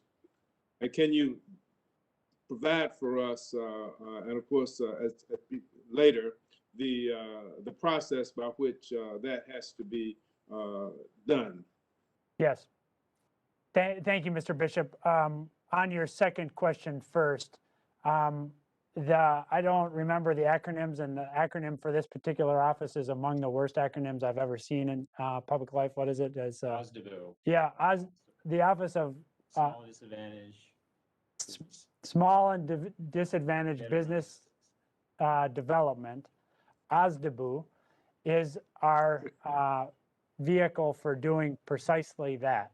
So what I will do out of this, Mr. Bishop, if you're okay with this, is I will ask that our director of OSDBU come sit down with you and your team to explain the process by which we approach that those contracting and procurement decisions. The second thing on your first question, I will also say that there's important investments in the president's, just back on this question of equity, important investments envisioned in the president's budget to increase our ability to really build on health equity outcomes as well.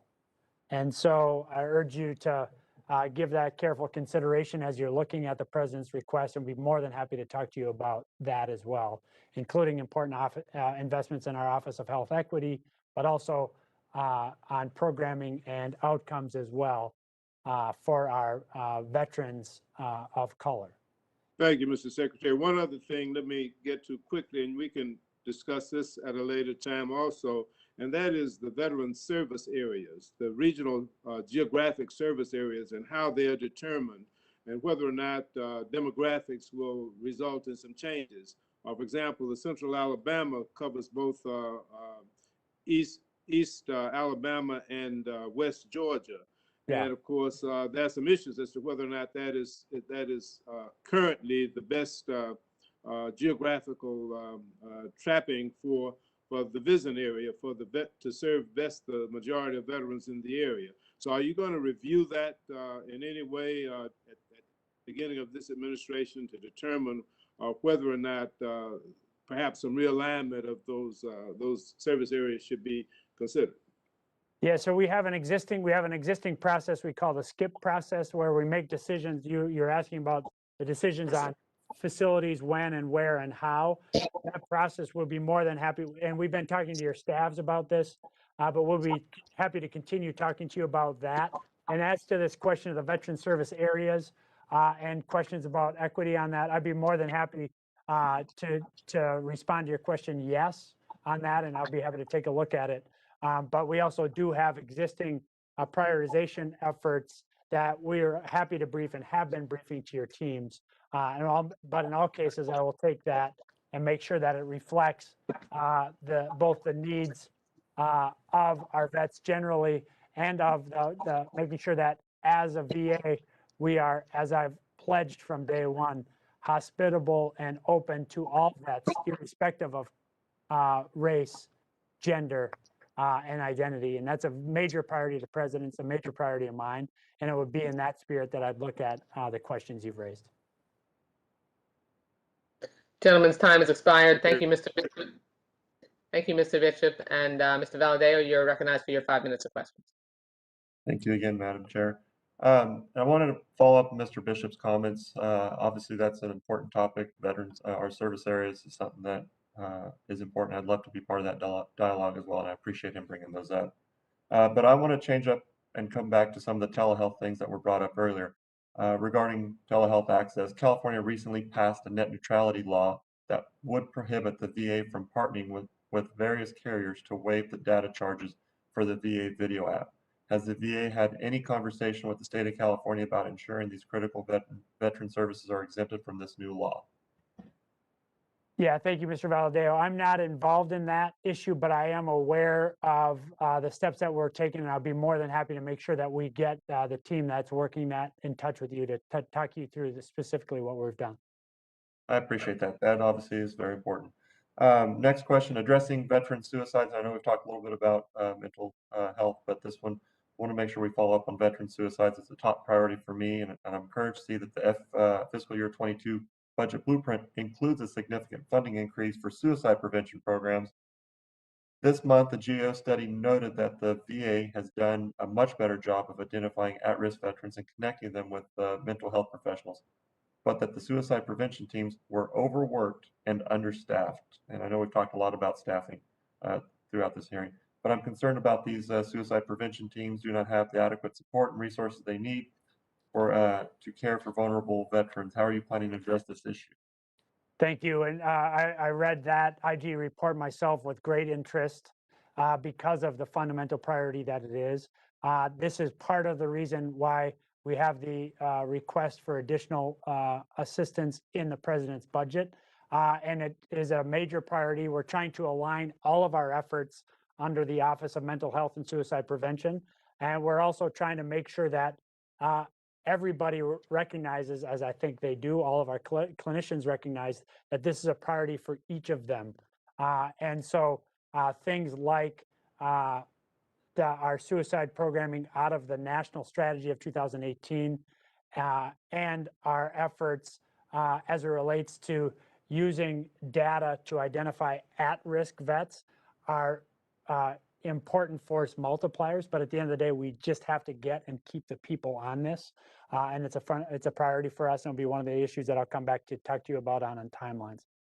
Well, I appreciate that. Changing up a little bit again, and obviously this one's important to me because I represent a large ag district, but the committee has approved several rounds of funding for an agritherapy pilot program to help veterans with behavioral and mental health needs to acquire skills in various agricultural vocations.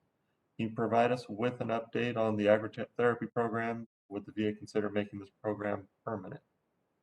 I'd be more than happy to provide you an update. My update will be at the moment, I think it would be interesting but overly anecdotal. So my commitment to you is let us get you a letter from me with an update on the program, and the answer to your question about making it an actual program rather than a pilot is yes. Well, I appreciate that. That's helpful, and obviously for my area, that's a big one. And then coming back to the homeless one that I brought up earlier, another barrier to addressing homelessness is housing availability. Encouraged to see the president's budget includes an additional $192 million for veteran homeless programs. Can you elaborate on the programs the VA plans to use this funding increase specifically for veterans in rural areas? And do you have any suggestions on how we can encourage more landlords to accept HUD-VASH vouchers? It's a good question. So Secretary Fudge and I put out a statement last week about our work together to include on questions of landlords accepting more HUD-VASH vouchers. So that's a line of effort that we're working jointly with HUD, and will be a fundamental priority of the overall interagency effort on this. We have a range of additional steps that we intend to invest in, but all of them fall under the proven strategy of housing first, which is obviously underscores the importance of the voucher, as you suggest. But we do continue to believe, and we think a hallmark of the success going back to 2010, that period being the period of time during which we've not only reduced the homeless population by half, but we've also permanently housed hundreds of thousands of vets and family members who were at risk of homelessness, so prevented homelessness. Housing First has got to be a big piece of this, and it has to be the driving part of the strategy. And I'll be happy to fill you in on additional pieces of that, some of which we've elucidated with HUD, and some of which will provide greater detail in the rest of the budget when we submit it. All right, well, I appreciate the time, Madam Chair. Yield back. Gentleman yields back. Mr. Secretary, I'll just add on top of Mr. Valadeo's mention of the suicide prevention funding, the request in the skinny budget shows that you're asking for a 73% increase in suicide prevention funding. And I look forward to talking with you more about what your plans are to do with that funding, because we have increased suicide prevention funding in a very significant way the last few years. And you know, as always, there's challenges to what you can actually spend in a year. So we look forward to hearing more about your plans. Good. Thank you. Thank you. Okay, Mr. Rutherford, you're recognized for your 5 minutes of questions.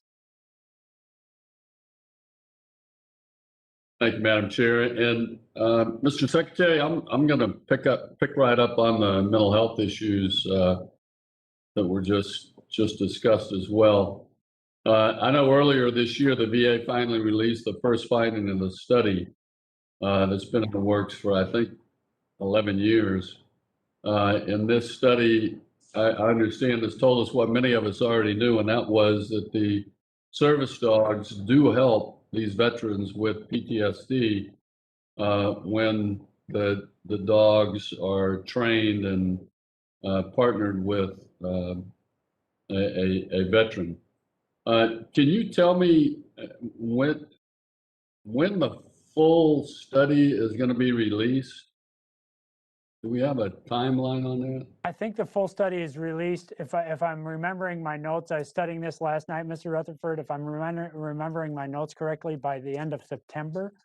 But let me take and confirm that, and I'll get back to you directly through your staff on that. But I think the full study will be the second half of the study. Thus, the full study will be completed by September.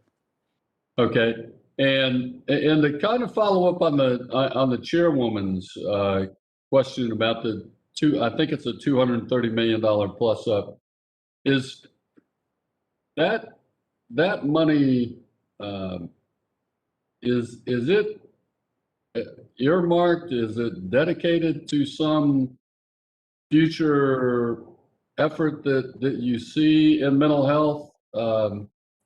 Or would it be available if we got the authorizing bill passed for the PAWS Act, for example, which is a legislation that I'm pushing to match these dogs with the vets?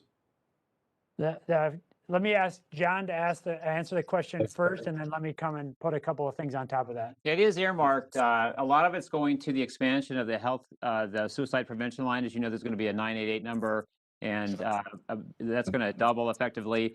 And then I think they're effectively doubling the size of the prevents and then the suicide prevention 2.0. So those three programs are going to benefit from the increase. Okay. I'd just say one thing on the Veterans Crisis Line. You know, I spent some time with some of our supervisors there late the week before last, and talk about an unbelievably dedicated group of personnel. They're seeing an increase in the number of calls a day by something of the order of 300. And so in the midst of the pandemic, their role is just exploding. And the importance of the increased investments is remember that the crisis line is then connected directly to our emergency room providers and others, so that we can take and use that information straight away clinically, and oftentimes in these critically acute circumstances. So I just wanted to pile on that and say in this public setting what I said privately, that I have great admiration for the work of the crisis line personnel who continue to do really difficult work under really important work under really difficult circumstances. Yeah. And to kind of follow up on that, also that kind of half answered my next question, which is, you know, when we when we look at the veterans that are being assisted with mental health treatment, they're the ones that have reached out to us. They've gotten into the system. The system, it helps them tremendously. We see the suicide rates among that population go down. The challenge is getting them in, making that contact, which is why I'm really glad to hear that the focus is on this prevention aspect, which I think it is, one of the major initiatives that we can have to try and pull those veterans into services and really save their lives, because there's tremendous opportunity there for life saving. And so I see my time has expired, but I really do thank you for having put a real focus on mental health for our vets. I know myself, David Trone, we're both very plugged into the mental health issues, as are most members on this committee, actually. So thank you very much. Thank you. Madam Chair, I yield back. Thank you. The gentleman yields back, and yeah, the appreciation and thanks to everyone who works at the VA on mental health issues is really important to extend. The last last member to ask questions in our second round before we conclude is Congressman Gonzalez. You're recognized for 5 minutes of questions. Thank you, Madam Chair. Secretary, as you know, in Texas a couple months ago, we had a major storm that caused quite a bit of damage. In San Antonio, the Frank Tejeda outpatient clinic was impacted. Can you give me a date on when that facility will be reopened for veterans?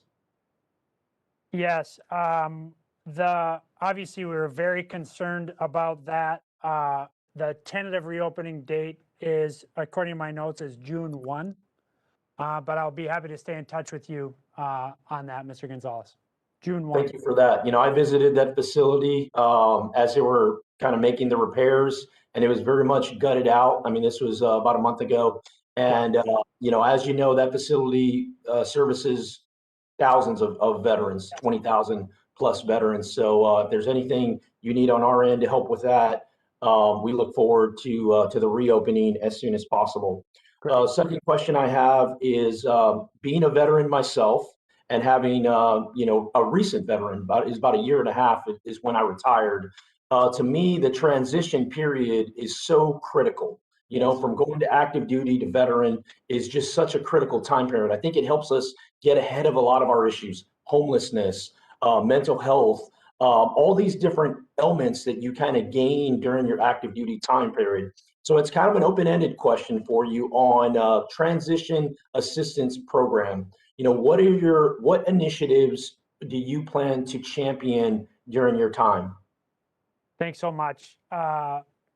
One is, this is an issue that Lloyd, the Secretary Austin, and I have been talking about together.